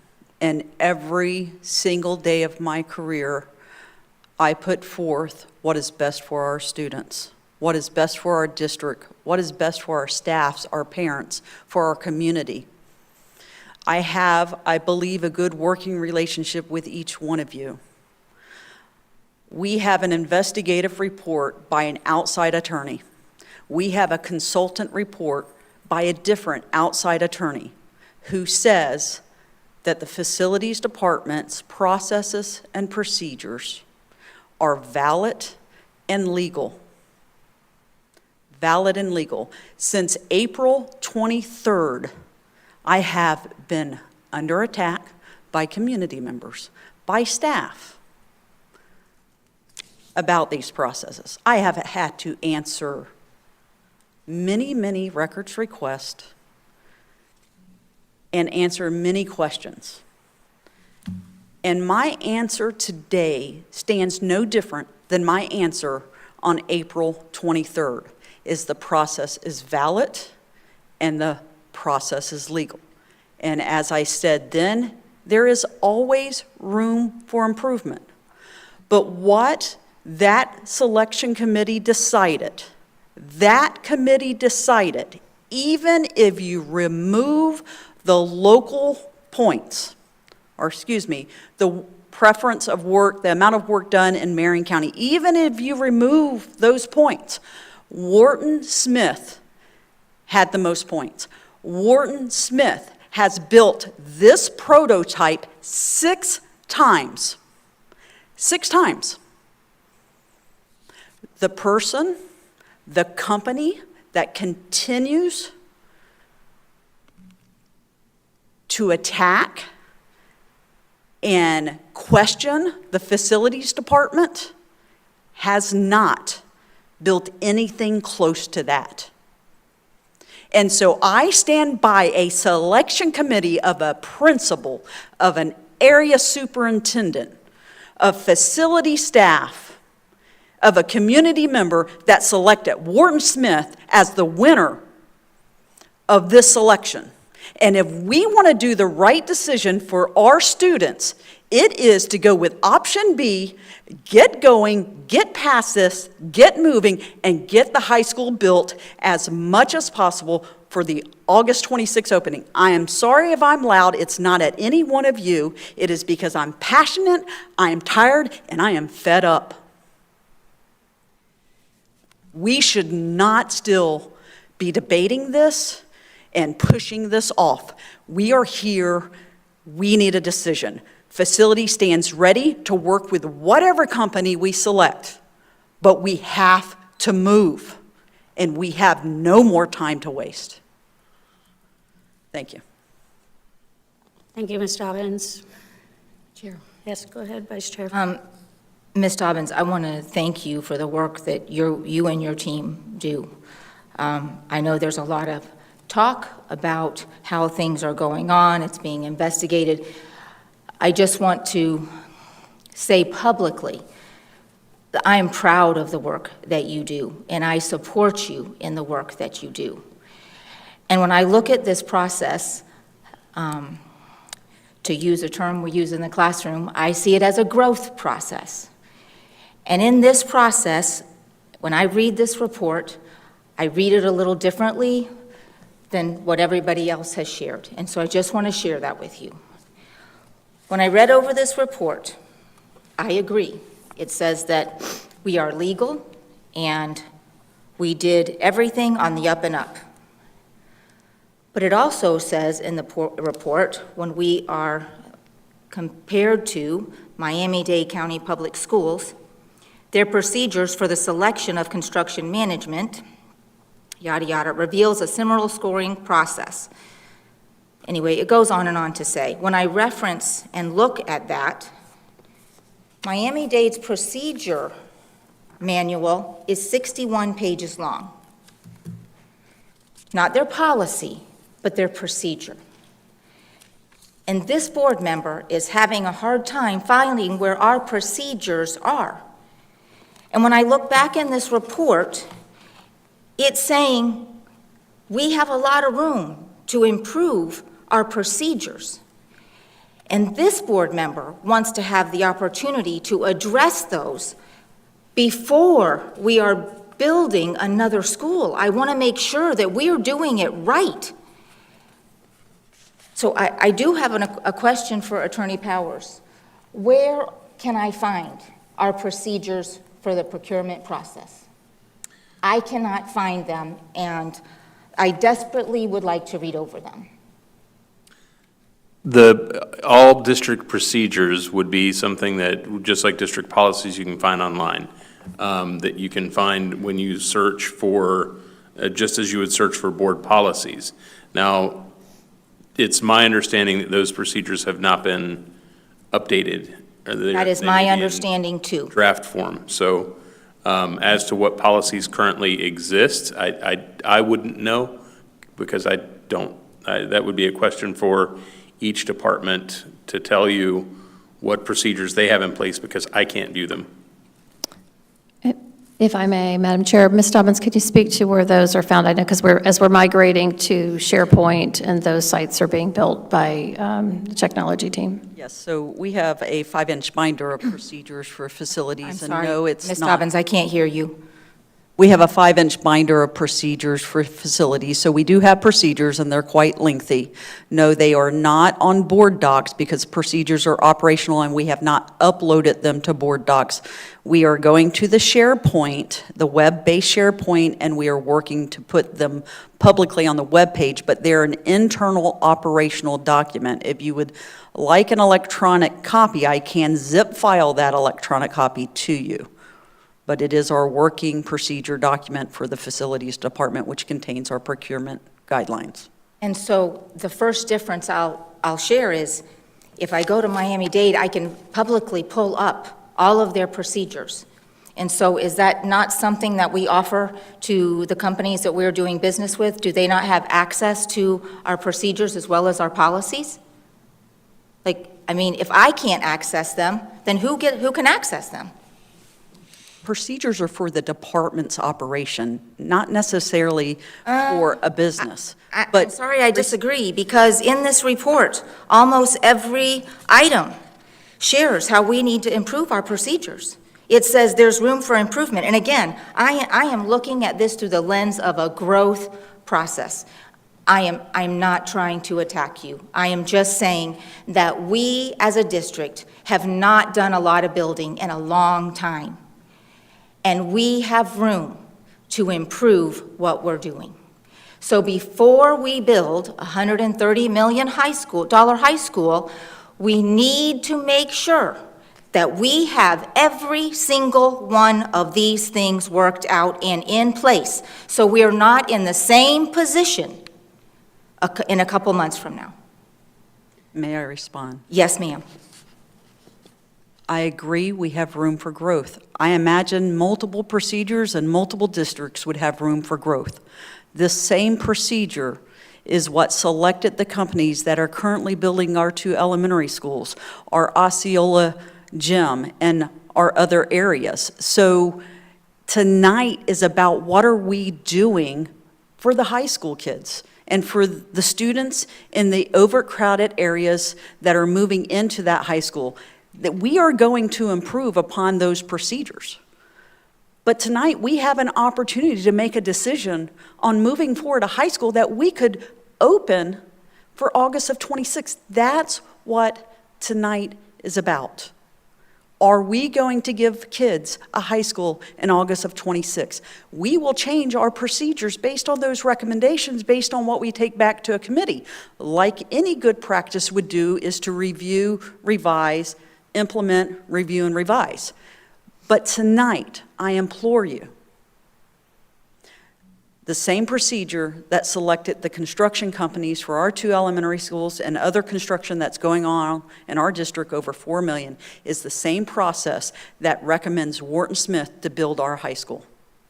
I implore you to let's do that for the opening of this high school on August 26th. Let's make the decision tonight for our students to move forward, and let's get back together. Let's talk about it on July 11th, and then let the committee do the work and bring back what the committee recommends. The committee is going to look at what was offered in that report. They're going to look at Lee County, Miami-Dade, Brevard, and all the other counties. They're going to look at Lake County's unique implementation. And that diverse committee will bring back the recommendation to the superintendent on what our operational procedure should look like. And then moving forward, any new construction over $4 million past this point then becomes part of that process. But for this high school, for this moment, we need to make the decision to move forward. That is my professional opinion. That is what our students deserve. That is what our district needs. And again, it's the same process that we've used to put Osley in place for School X, A.D. Morgan in place for School W, other construction companies and other construction fields projects. That's what I'm not denying that there's not room for growth. There is. Tonight's a different decision, in my opinion. Okay, and I know I stated this last week, but I want to share again publicly. You know, when you know better, you do better. And that is true for me in this particular situation. The first couple of contracts that came through, I had no idea. I saw the final scoring sheet. We were getting, some local business was getting an opportunity to participate. That was okay with me. But as we uncovered, or as I learned more and more about this process, and even though it's legal and it is okay, it doesn't represent what is important to this particular board member. And so I would like to have a presentation about this process. I would like options presented, which I actually, in my defense, asked for very early on because I knew that I personally felt very, very strongly about local preference. And I asked Dr. Gullett early on, when is the board going to have an opportunity to share what's important to us? Because, and I'm speaking just for me, when I look at this board, there are a lot of business owners on this board. We are very community-minded. I am very community-minded. And when I look through the lens of this sales tax that is so vital to the development and building of schools in the near future, we need to have everybody on board as we move forward. And so I'm just sharing with you my point of view. and my feelings on the process. Again, the process is legal. There was no wrongdoing finding in the process, it's just it doesn't meet what I hoped we would be able to do. Thank you. Madam Chair, I just want to make sure to address, we're very specific, Vice Chair Conrad, to ask for the local vendor preference, which is on page 17, and that to be included in the consultant report. And so that's also what the committee will get additional options and weigh in from the stakeholders on. Just to come back to that point. Thank you, Dr. Gullett. Other thoughts from the board?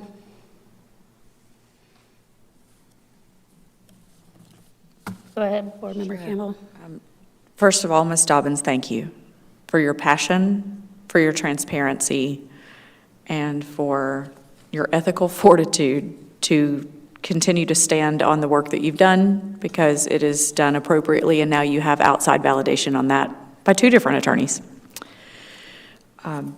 As I previously stated, I've heard a lot tonight from fellow board members. I've heard comments about, I need to wait and hear what the community has to say about this decision. We didn't involve the community in the selection of them in the first place, and to Chair Thrower's comment about, we've had this on our agenda a couple of different times, and no one has ever come and spoken about any of our construction when we have special board meetings, no one has come and actually offered community feedback to us. I've heard from you loud and clear that we really do need to make a decision tonight. I am prepared to do that based on the information that we've heard tonight and what should be done from a consensus standpoint, because again, we're not voting on anything tonight. We have to have a special board meeting to bring this to us, I guess, because we rejected all bids. So we're not actually, unless we have a motion to approve, and we'll have to have the contract before us, and there'll have to be a special board meeting. But there would be a need for a consensus tonight, so we can then call that special board meeting, and I am prepared to move forward with the recommendation I've heard. Madam Chair. Thank you, Board Member Campbell. Board Member Cummings. Ms. Dobbins, and to the Facilities Department, let me thank you as well for the work that you consistently do in this area. Me personally, as this board member, I've never questioned your motives. I've never questioned your work or whether it was done inappropriately or not, the process. But I do feel that to be given 3 scenarios tonight and to say this is what we have to do tonight, that puts me in a very bad situation. When I look at this whole report, both reports, there is room for growth. There's a lot of room for growth. And this affects my district, District 3. This directly affects the people that I talk to on a consistent basis. And they want it done right. But they also want it done with us being good stewards and not to rush to do anything that's going to jeopardize future projects. So my decision, my mind has not changed. I asked for a work session to discuss the superintendent, let's get the clarity of these scenarios. If we have to have a special work session, a special board meeting, whatever we need to do, we're available to do that. But that means we have to do the work, what we were elected to do. And we have to be good stewards in this whole process. So, Ms. Dobbins, no reflection on you or your staff or your team. Highly respect you. But we have to do this right. Because if we don't do it right now, it's going to continue. I've always believed if you start off wrong, it's going to end up wrong. And this started off wrong, not based on anything that you did or anything that any of your people did. But once you add something stank to something, it still stinks. And that's the process. Let's get it clean. Let's not go forward with a shadow of doubt or anything over our head. Let's move forward with the right way. And that's all I'm saying. Madam Chair, I'm sorry to interrupt again. Just want to reiterate, nothing has to be done tonight. This is just informational to get input, just for clarification. Because we posted this report when we had it to allow time for sufficient notification to the public and for the board to have conversations, so you don't have to do anything. It's just providing information and scenarios with which we see based on the timing of where we are as we are at June 25th. So something I can propose, and I hear the board discussing, the July 11th work session was something we already had scheduled. It was already noticed. We'd already agreed to bring this to a work session.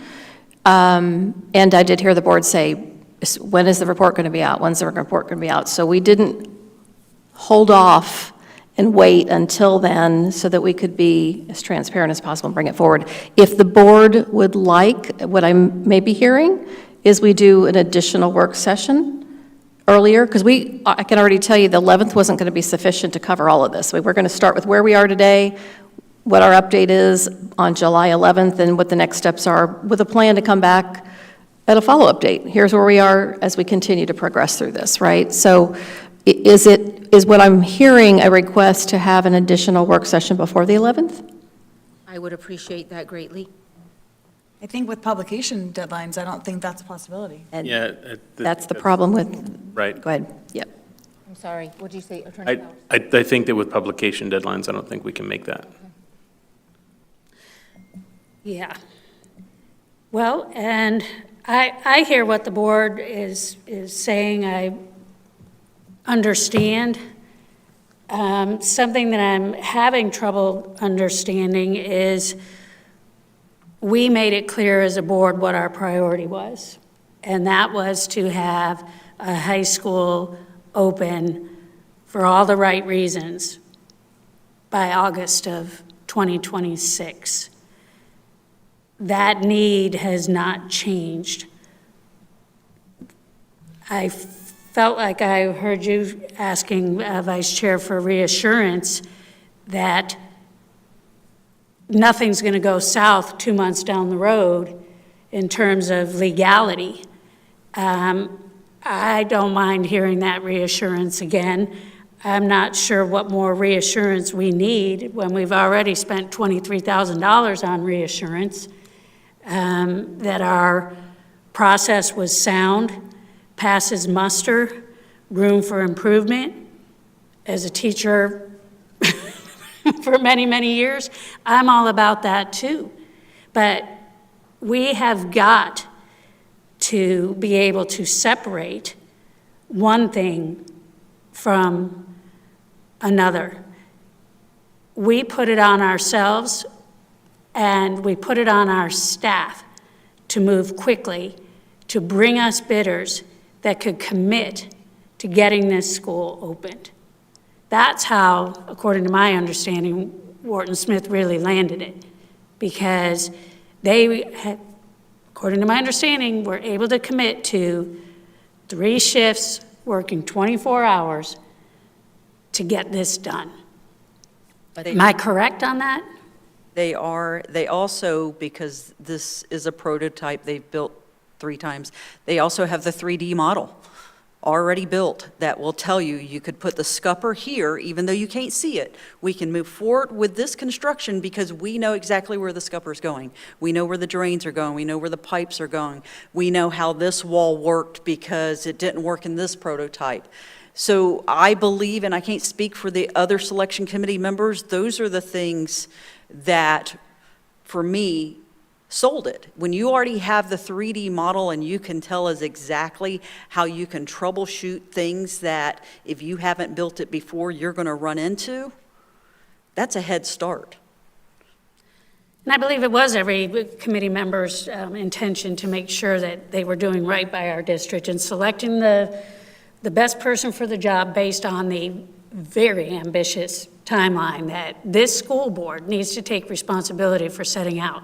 And now we're walking that back, and I'm having trouble understanding for what reason. You know, I am all about moving forward for the next build and updating our procedures and all of those things. I noticed even on, it was leading the state in raising student performance, and I know we need to change that to helping every student succeed.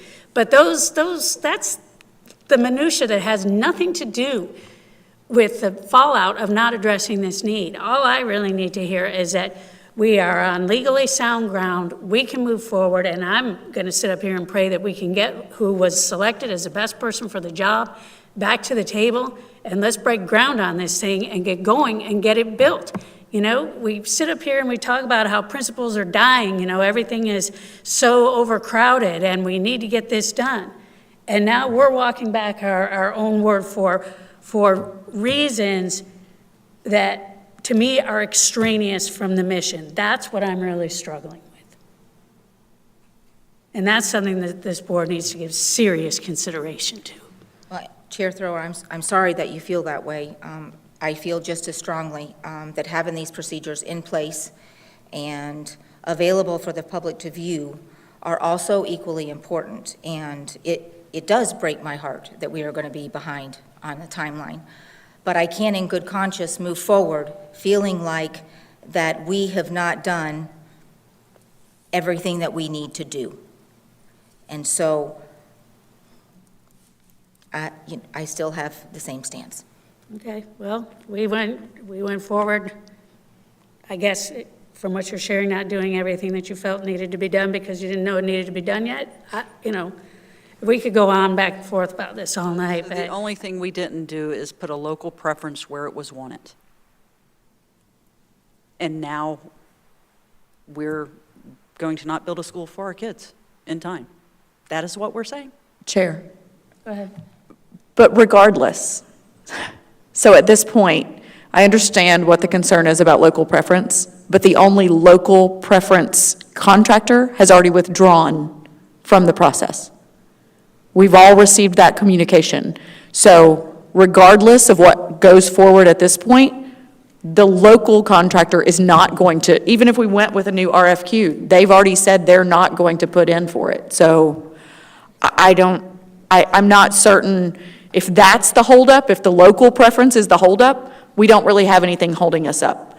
Additionally, procedures, we have countless policies in this district that we have approved as a school board over the past 2 to 3 years that don't have procedures out yet. And procedures at all are not public in a lot of ways. So absolutely, is there a lot of ways that we can improve on those? Certainly. Some of our procedures are out, sure. Procedures are a matter of public record. Yes, and they are. So They are, but what we just approved tonight, one of the things we approved earlier with Mr. Benvenuti was to make sure that we had the ability to go digital on all of these documents that we have, just like what Ms. Dobbins said. I mean, she can send us a zip file, but actually it being uploaded on the website, it's not there yet. Like we're behind on a lot of that, and a lot of that is just document technology work to get actually put it. Yes, it's public record, but there are countless procedures that we don't have actually done yet that align with policy. This happens to be one we have. I just still stand firm that we have got to move forward, and if we're walking that back, that is not the direction that I, as a board member, believe that we should be taking. I think that we were all elected to do a job, and I'm not waiting on someone else to tell me how to do that job. Thank you. Madam Chair, we keep kicking this down. Let's just call the vote and move on. There's no vote. There's no vote. Let's move. Nobody's changed their mind on where they're at. No, there's 5 of us up here. Nobody's changed their stance. We're gonna sit here till 12 o'clock tonight and keep saying the same thing over and over. Can we call a special board meeting on July 11th? Like, we have a work session scheduled, can we call a time certain special board meeting at 1 o'clock to make a decision on July 11th? Because it would be publicly noticed, and that would be a time frame. And if we were to move on either option 1 or option 2, we could make a vote and move forward from that point on. And that way, we would already have the availability to make a decision after we've discussed it in a work session. So I have the work session first and then the special board meeting right afterwards. You know, I'm fine with that. I think I opened with my comments that, you know, the local, and you know, I just don't like how this is devolving because it's making it sound like that there are some of us up here that don't value local preference. Well, excuse me, I've lived in this county since 1991 and have been a business owner in some way, shape, or form since that time. So local everything means the world to me. I had a lot of choices of where I could put my money when I was building things, and it all went to a local business. So I think we just need to make sure that we're all clear as far as that is concerned, and that I believe I shared earlier too that why are we waiting? Because if the concern, which we all do share at some level, is about local preference, we're going to be discussing that. But as Board Member Campbell just reiterated, that's not an issue in this piece of this. So I'm not sure why we're continuing to talk about it, and because it's not relevant to this particular project.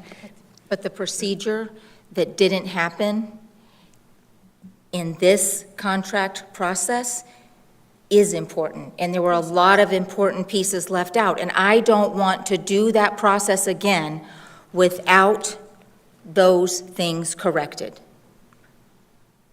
I don't want to go through this process again and have 10 or 12 recommendations on how we need to improve our process. I want these procedures fixed and corrected before we do it again.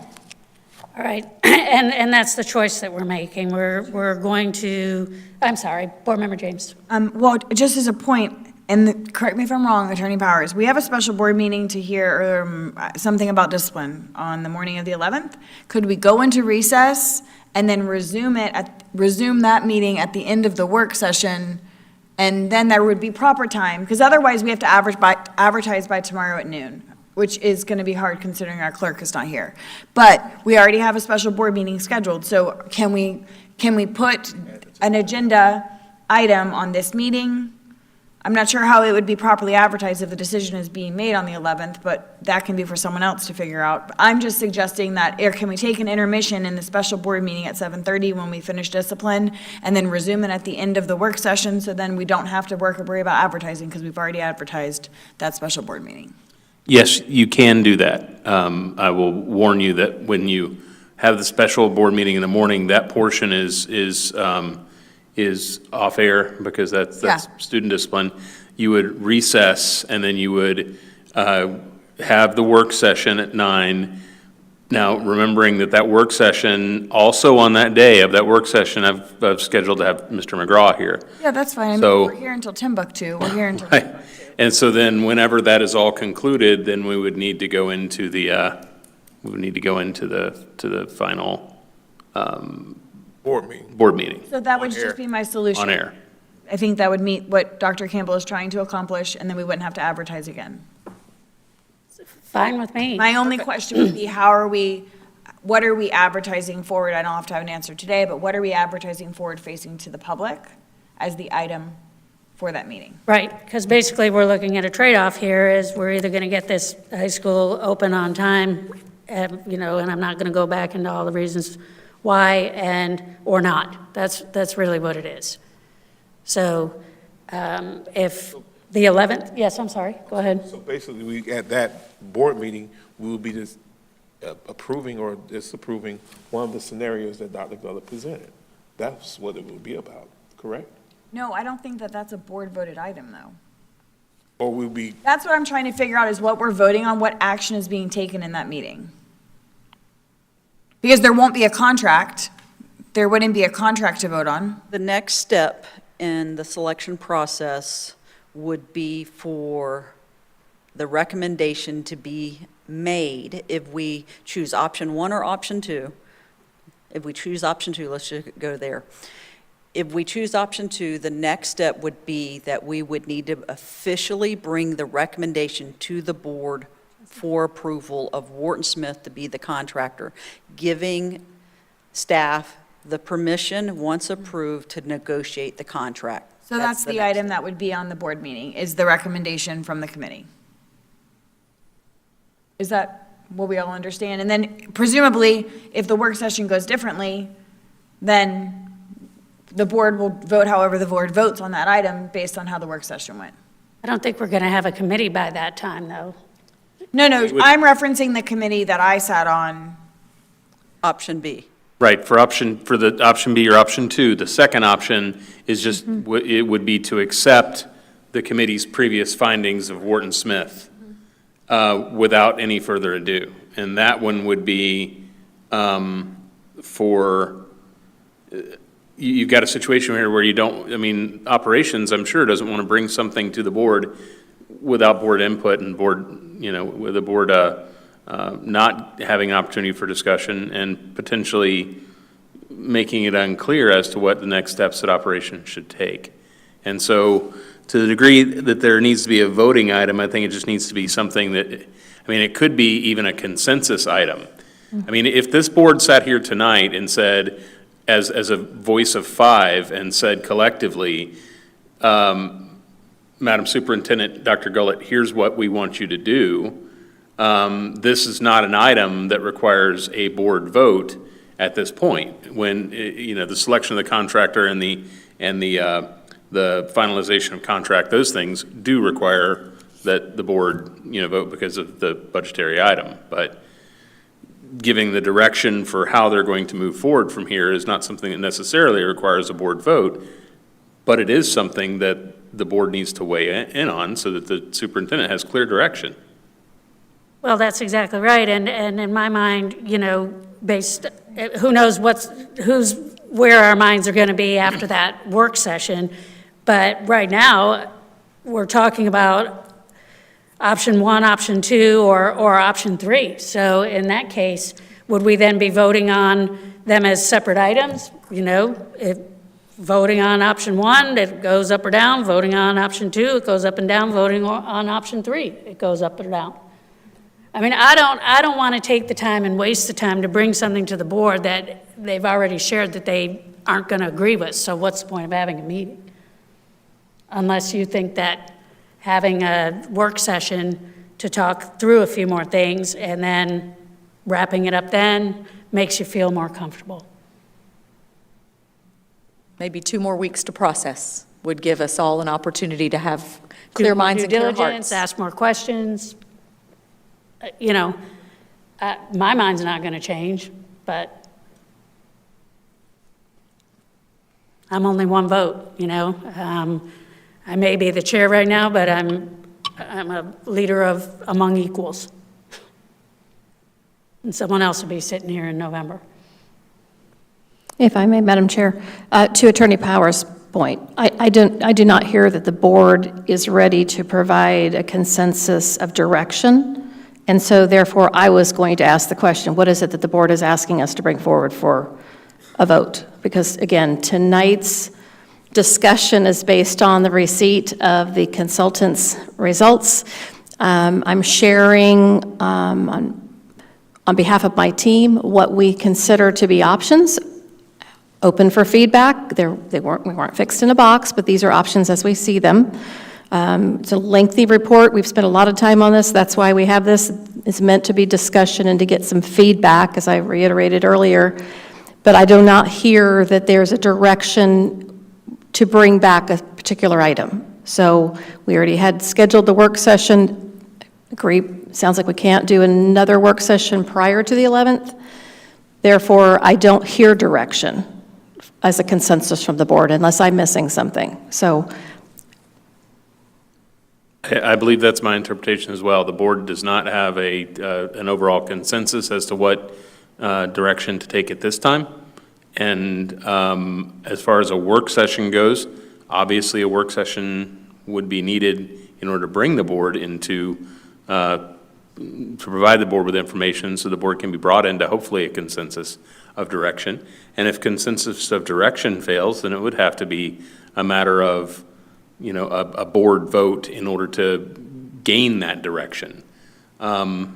Because obviously,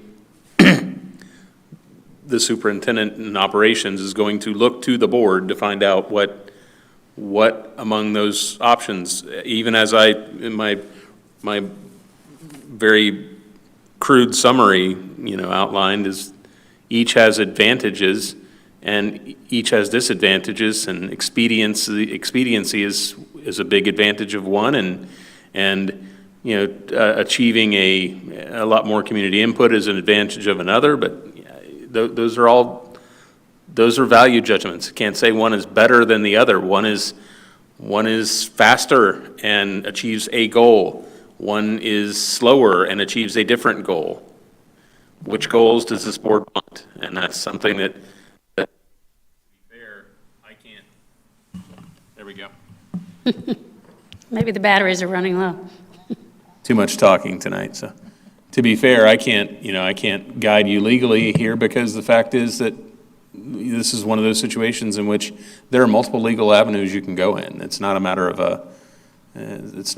legality. It's a matter of a decision for the board as to the directions taken. And frankly, I think each board member should be commended, because tonight you have given your opinions and input as to which items are giving you pause and giving you concern. And that doesn't mean that, the board should not be a board which always agrees with each other on every item. The board needs to talk these things out and get some idea of why you may want to see more, or you may want some aspect to be done better, or, valid concerns. Because if you don't raise them, you can bet someone else will. So it's a very good idea to do so. Madam Chair. Go ahead. I'll tell you what I want to see. I would like to see this is me. I would like to see all the 3 options that the superintendent put out tonight. I'd like to see them in some type of format, seeing the pros, the cons, the timeframes, and all those things together so that we can discuss it. I don't like something just kind of given to me on the spur of the moment and saying, you got to do this or this or this, because it's going to cost us either. Anyway, it's going to cost us. So I'd like to see a presentation with those 3 options in it. This is Cummings, and I'd like to see the pros and cons. I want to see why we recommend A, or why we recommend B, or why we recommend C. That's what I would like to see. Thank you, Board Member Cummings. So I'm hearing you say that you would like something in writing that shows basically the 3 scenarios and the pros and cons of each, sent to each board member, as soon as possible. And that will guide the discussion, part of the discussion anyway, at the work session on the 11th. And then with the hope and the prayer, hope is not a strategy, but prayer is, in my opinion, that we will be able to come to a full consensus at that point on 1, 2, or 3. And I honestly think that we would be able to, but I think we need to vet this whole thing all the way out. I feel that if I have the correct information in front of me, I can make a better decision. And that's what I'm on the board for, to make the right decision for the people that I represent. And I'm hearing you say that you just don't feel like you have enough time and opportunity to digest the information that's been presented at the moment. That's exactly what I said for every good day. Okay. All right. Just finishing this thought.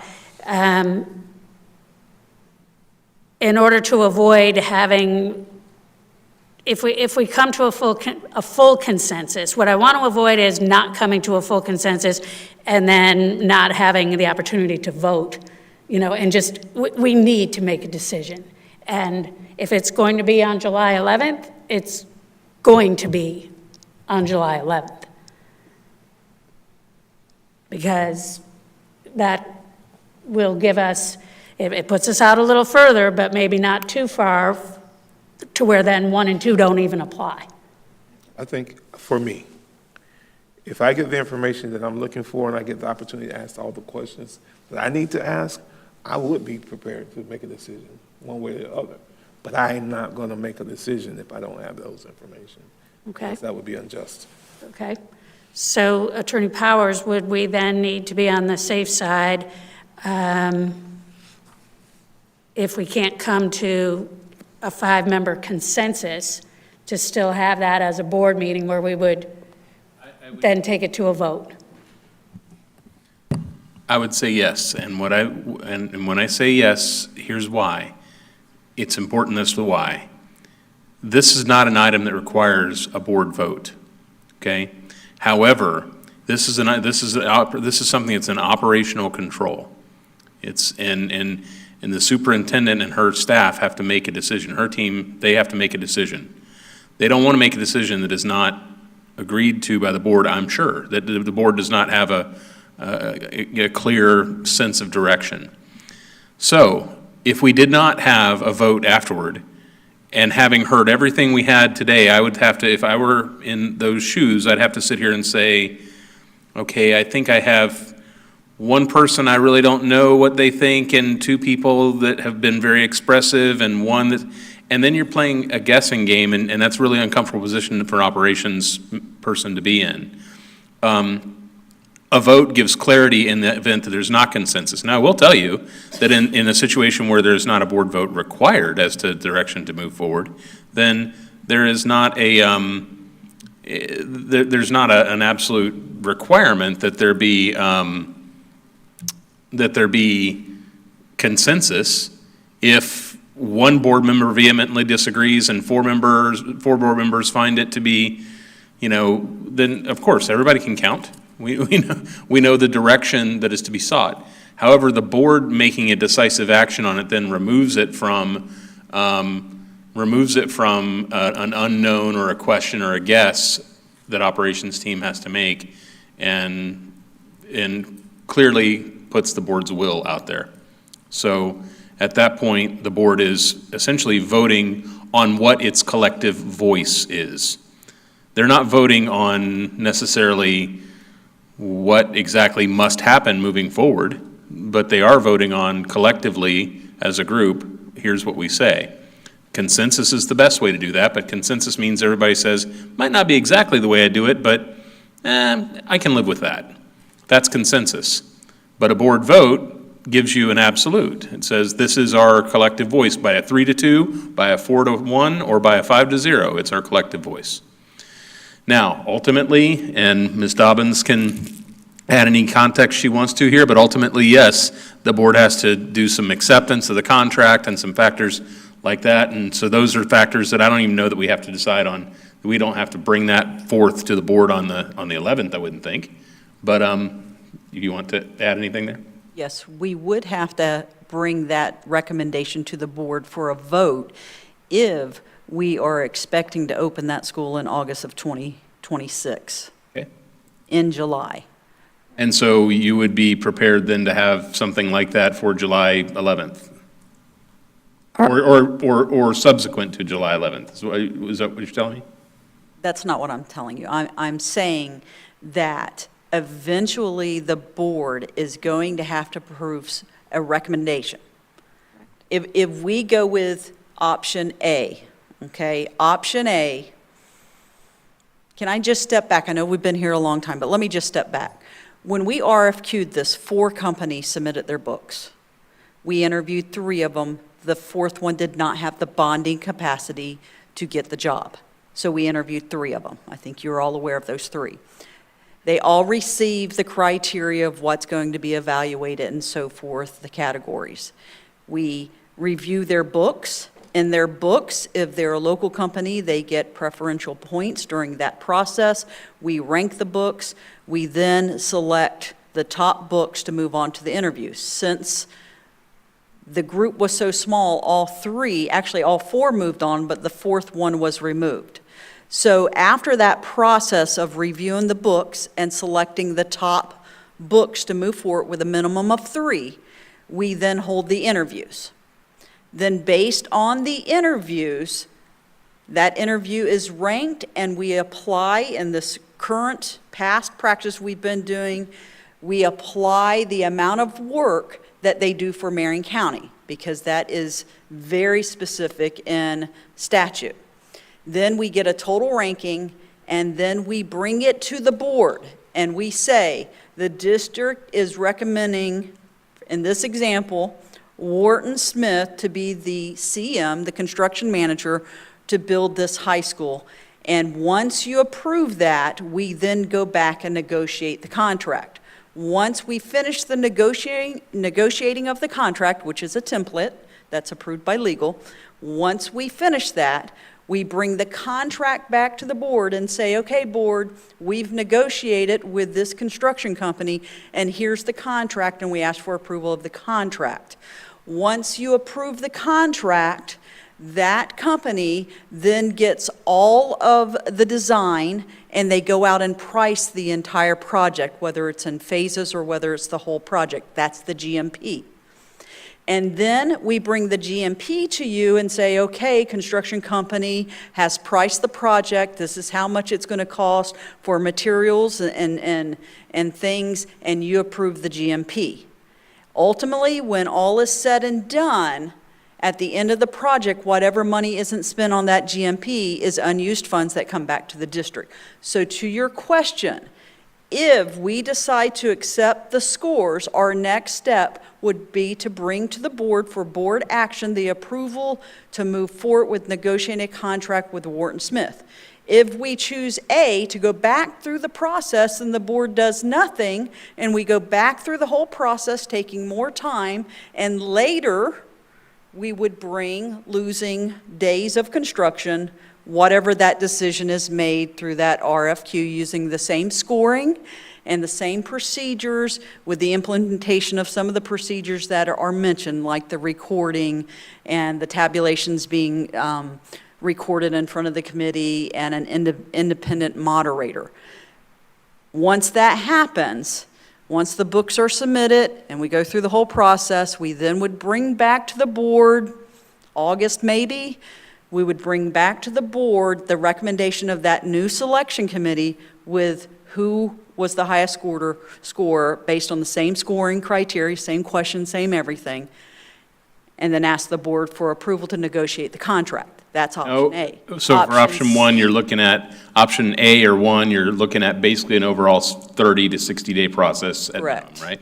And then option two, you're looking at a rather immediate process, and you would be able to bring that to the board for them at any time, If right? we have a desire to move forward on this through option two, then we would bring at the next board meeting that isn't published, if it's approved to add to it, which could be the July 9th board meeting. 11th, thank you. I knew I was Right. fishing for that date somewhere up there. To the July 11th, the approval, recommendation for the board to approve Wharton Smith. Thank you, that And then provides they some could clarity because- immediately move into action with negotiating that contract. If we go to option C, then we have to wait. You're until looking we at go- several months. You're looking at months. Right. We will not.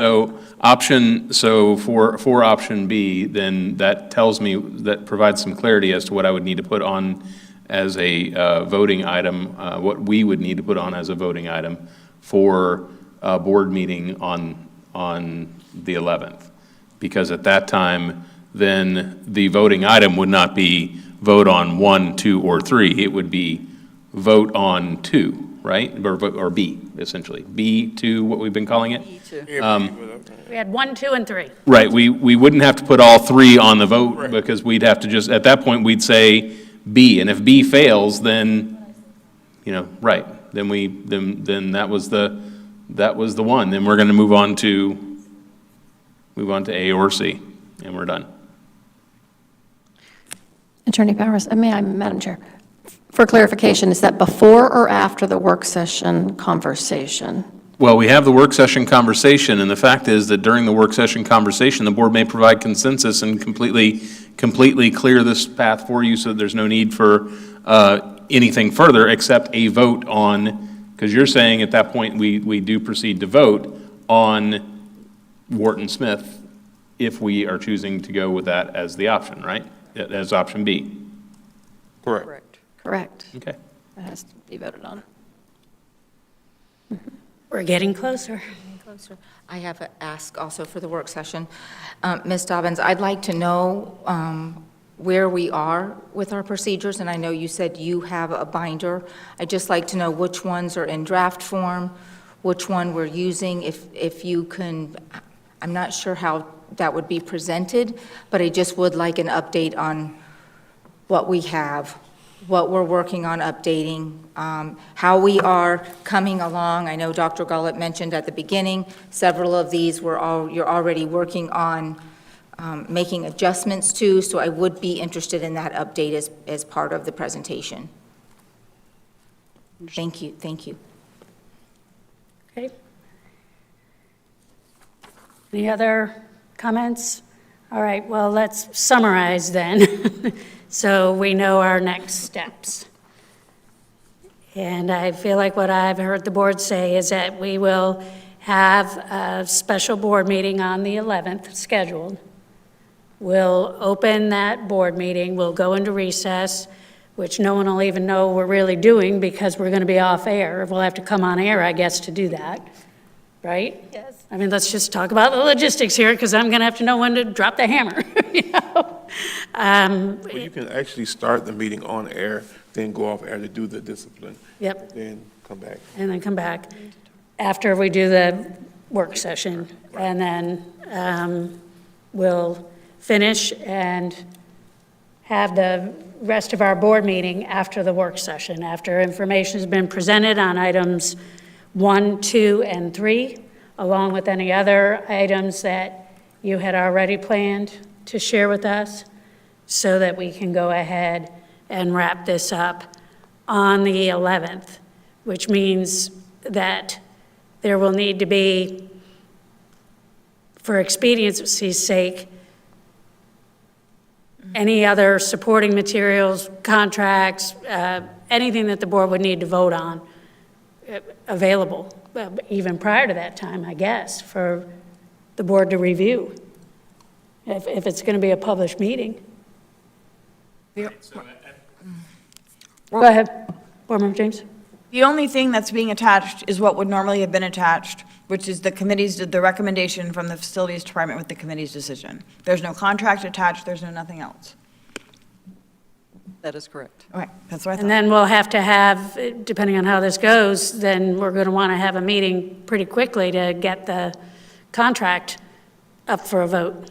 I mean, they got to negotiate, but yeah. Yes. Right. Yes, we cannot negotiate the contract during the selection process, and that's statutorily driven. Right. Okay. I just wanted to make sure we had all the bases covered so that if we're going to spend this time together and this time doing this, that we're as efficient, you know, as we can possibly be. Anything else that anyone's thinking of? So for that second portion of the school board meeting, the one that's going to be on air after the work session, what I'm hearing is would Ms. Dobbins, would that be you that places an item on that agenda, the voting item, to bring that to the board? On a work session or on No. the board meeting following? The board meeting that immediately follows, right? Yes, if that is, I looked. at I'm Dr. asking Gullett. I take because direction. we're all, Dr. Gullett, if that is the direction of operations, then what would need to happen is facilities would place a board docs item for the recommendation to approve Wharton Smith as the construction company being selected to negotiate their contract for approval if after the work session, the board decides that they want to approve option B or option 2, as we also know it. And if I may add, and also what I hear is at the work session, if that doesn't occur, then we will be removing that item, Yes, we'll. right. Right. just for clarity. Okay. Yes. I'm sorry, Board Member James? It will be a hold there and posted as such. Based on conversation, if anything changes, it will be removed. It'll be pulled, and then the second part of the board meeting is moot. Correct. Then Correct. we don't need to proceed. Provide clarity is always a good thing. Thank you. I mean, I think, I'm certainly in agreement with everything that's been said. I think we can work through the details, the chair and the superintendent can work through the nitty-gritty off air like they normally would, and we can move on to the next item.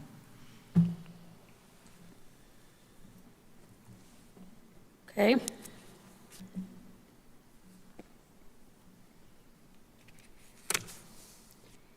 I wish we could.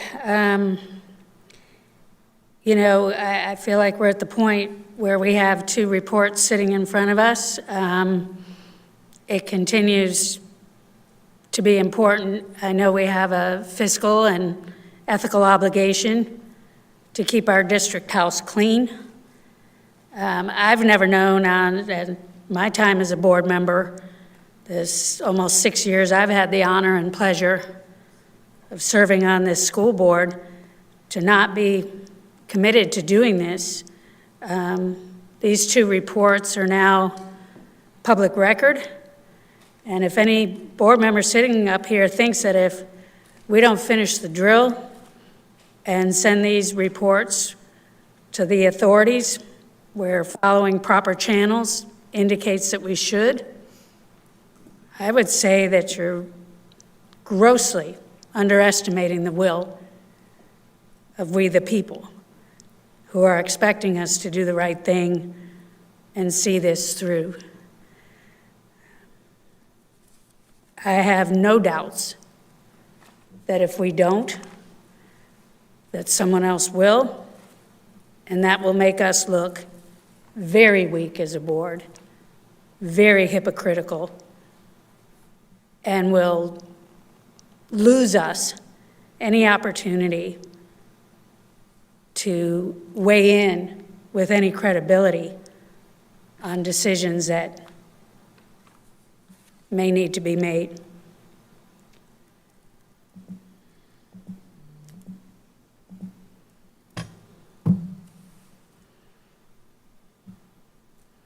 It's distressing to me as a chair and as a longtime board member to be in this spot. I said from the beginning that we paid over $23,000 to address something that everyone involved, I believe, knows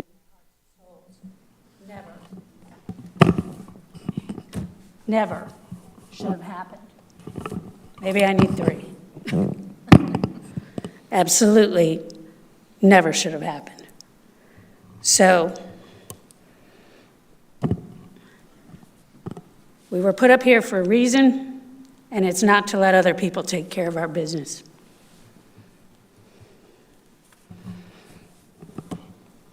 That's all I have. Chair, I made the recommendation in our previous board meeting that we submit the investigative report to the governor, as we have in prior precedent of other investigative reports, and my recommendation stands.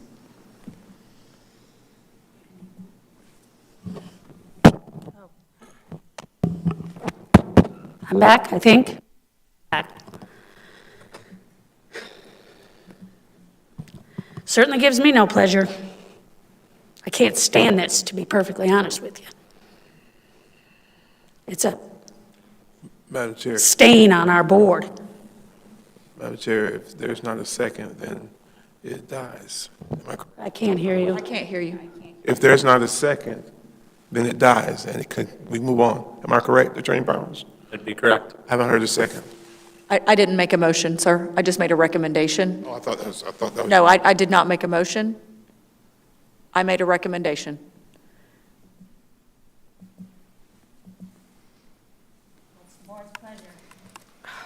We're having audio problems. Yes, we are. What's the view of the board?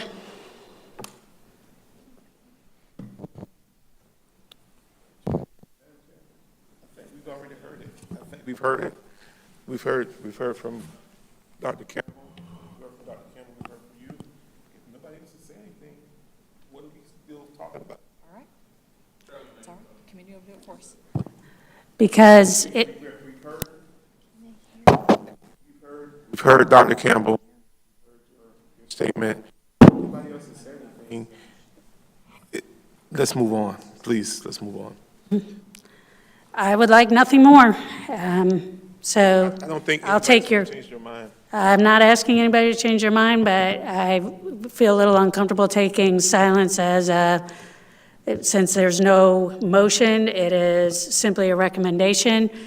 If the recommendation is not to send, I think it's important for that to be articulated, and then I will happily move on.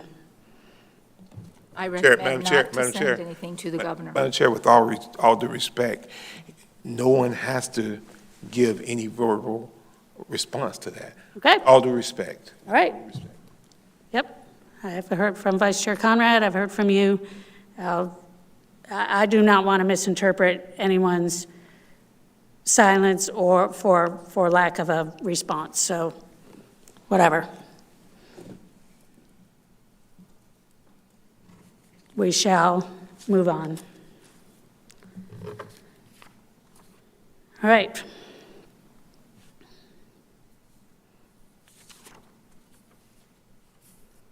We are on item D 26.22. May I have a motion to approve the annual pre-qualification of contractors general and building contractors for 2024-2025.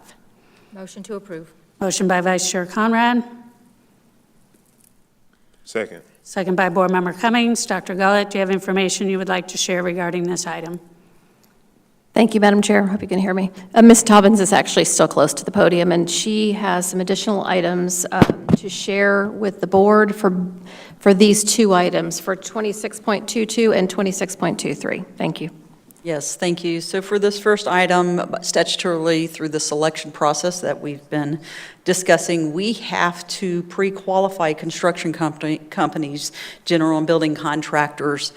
By approving this tonight, this would be the list of companies that in the 24-25 school year, starting July 1, starting on that date, these will be the companies that are the only companies eligible to submit through the RFQ process for any construction project over $4 million. So when we go to build a school or a wing or any project, an HVAC project over $4 million, this is the list of contractors that will be allowed to submit their books for consideration to move through that selection process. The second one, which is the extension of continuing contracts for the same group of companies essentially, is for projects under $4 million. So we don't come back to the board and say that, hey, we have a project and, we're asking for this company to do that project. You approve tonight the companies that we're allowed to select through review to do projects under $4 million. What we then do is bring that GMP from that company to you to approve for that project to be completed. So that's the difference between these two. On continuing contracts, we do roll those over each year, up to 3 years, but pre-qualification is annual. Okay, thank you. Is there any discussion from the board? Chair, I'll be recusing myself from this item. Okay. Board Member Campbell has stated that she's going to be recusing. Is there any other discussion from the board? Call the vote. All right. All those in favor say aye. Aye. Aye.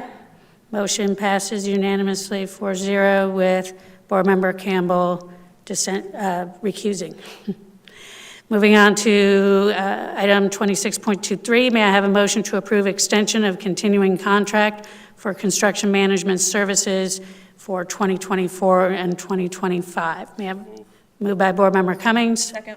Second by Board Member Campbell. Dr. Gullett, you have information you'd like to share regarding this item? Nothing additional, thank you. Okay. Anything from the board? Hearing none. All those in favor say aye. Aye. Aye. Motion passes unanimously 5-0. We'll move on to board committee reports and concerns. We'll start with a couple of meeting reminders.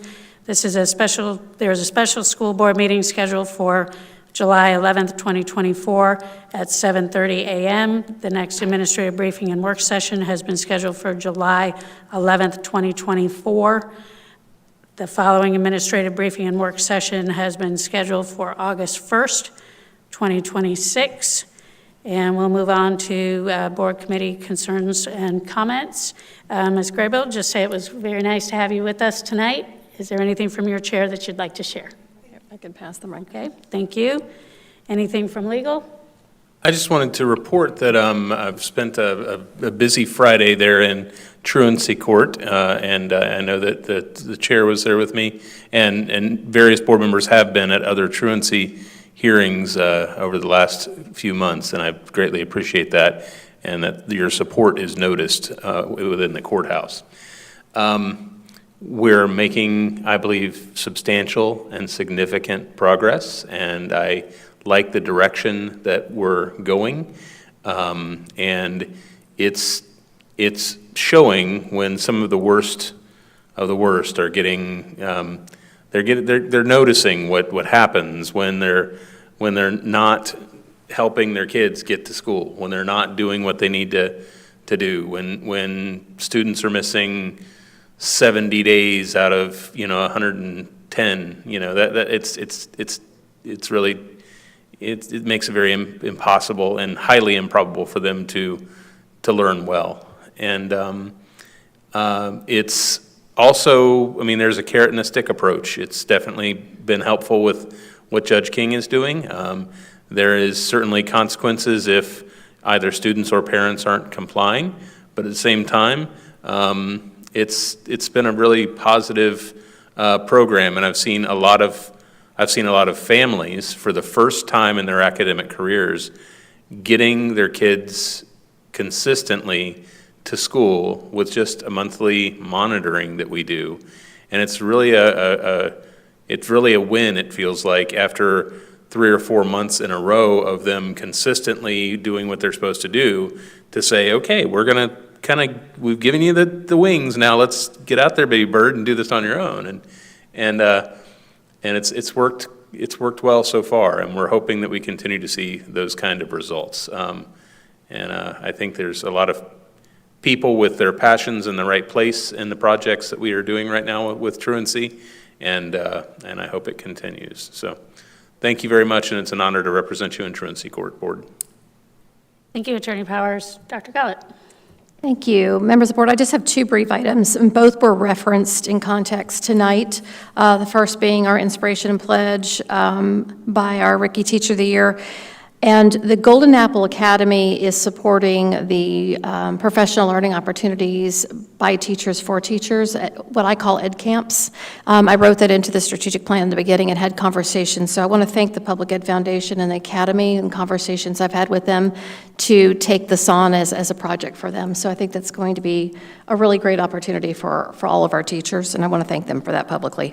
The other item is with reference to something that Mr. Smallwood talked about, and you voted on tonight, Board, with regard to our legislative appropriation for expansion of the aviation wing, which is very exciting at MTC, which you may not know, and those of you who did attend the recent CEP breakfast meeting, that Colonel Robert Long, who's the CEO of Space Florida, spoke as the guest speaker.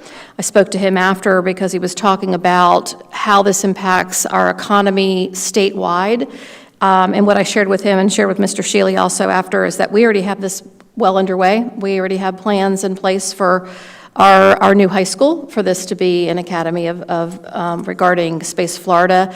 It includes a number of certifications, as you've approved a lot of that progress tonight, but it will include very specific certifications such as logistics and other ways that I think will have great benefit to this community and our workforce.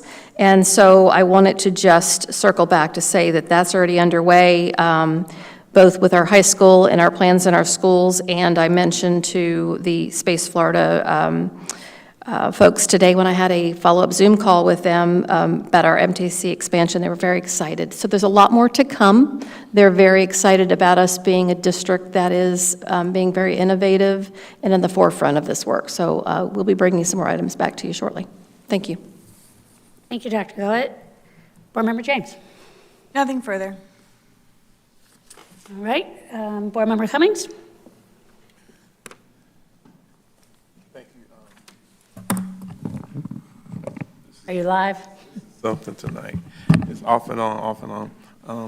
But I guess this is just that time we're in. We had some interesting things tonight. I want to talk about the aviation academy and the aviation and the diesel mechanic program that's going to be at MTC. I am excited about that program, truly excited about that program. One reason I'm excited about it is because I recently talked to some young people that are planning to take up that field. And for them to take it up, they have to go to Embry-Riddle. They had to move. And to know that that program is going to be here in Marion County is a plus. One of those kids was my nephew. So I'm excited to know that it's going to be here. He may not be able to get into that program because he'll already be gone. But however, to know that is another option that Marion County now has in its midst is truly great. So we heard we passed a lot of things tonight concerning food service. As far as the food, I hope people don't think that the increased cost is something new. If it costs us more to go to the grocery store, surely it's going to cost the school district to go to the grocery store. And basically, that's what I saw in those approving those items. And then finally, tonight, we just got through a long discussion about a long, passionate conversation about some processes and things about building a school. I saw and listened and heard in this conversation all of our board members being passionate about their stances. I heard our staff and Ms. Dobbins and her facilities department being passionate about their stance. And I heard the superintendent being passionate. And one thing I believe is that everyone up here, everyone at this dais, everyone in the audience, all have pretty much the same goal, and that's to do what's best for kids, to do what's going to be good for our community, to make sure that things are done right. We may not all agree on how we're going to get to those goals or have the methodology of how we're going to get there, but I truly believe that all of us have the same intent in doing what's right. So I pray no one is leaving here angry or upset tonight because things didn't go the way they may have particularly wanted to go. It didn't go any way any of us wanted to go, to be honest with you. But we're in a better place to move forward. We talked it out until we got to a point where we said, okay, we're going to come back and make a decision. That's the democratic process. That's the process of talking. That's the process of different minds and different various experiences coming together and having a real conversation. So tonight was productive. It may not have seemed productive, but I believe that it was productive. I believe that we're going to get this school built. Again, it affects my district the most, because it's a high school that affects Dunedin High School. It's a high school that's going to affect Westport High School. So I'm looking forward to us getting this done, but I just want to make sure that we get it done right. So I thank all of you for your input. I thank the community Ms. Dobbins and her team for her input. And I thank the superintendent for bringing some options. And I do believe that in the next few weeks, we will have a decision moving forward. So thank you. Thank you, Board Member Cummings. Board Member Campbell. Thank you, Reverend Cummings, for your statements, because as I sit here and consider the past couple of board meetings that we've had, it has appeared that there's been a clear division within this board. And my hope is that we all are here for the right reason, and that is to help every student succeed. From this seat, I continue to be impassioned about understanding what stewardship means, and that includes when we delay construction, costs just continue to increase. So the dollars that we are going to be investing in those schools are going to have to stretch a little further. It's going to be an interesting dynamic if we continue down the pathway that we're on. But I am grateful for your words, that the belief that this conversation, though without an outcome, has still been productive, I can accept. And that concludes my comments. Thank you, Board Member Campbell. Vice Chair Conrad. Thank you, Chair. I just have a couple things I'd like to share. Visiting some high schools over the summer, I just wanted to give a shout out to our custodial services. Oh, sorry, everybody. Just visiting high schools, and our custodial teams are really working hard, cleaning up and hauling off and making everything look shiny and new, getting ready for the new school year. So just wanted to give a shout out to them as they are working every day to get our schools in the best shape possible for next year. So thank you to all of them. I also wanted to give a shout out. Ms. Riedel is attending the Horse Alliance event this evening. We were all unable to attend because we were here at our board meeting. But just am so grateful for the work that group of people is doing, and tonight they're fundraising for more books for next year's fourth graders, which having the privilege of participating in that program is very special to me.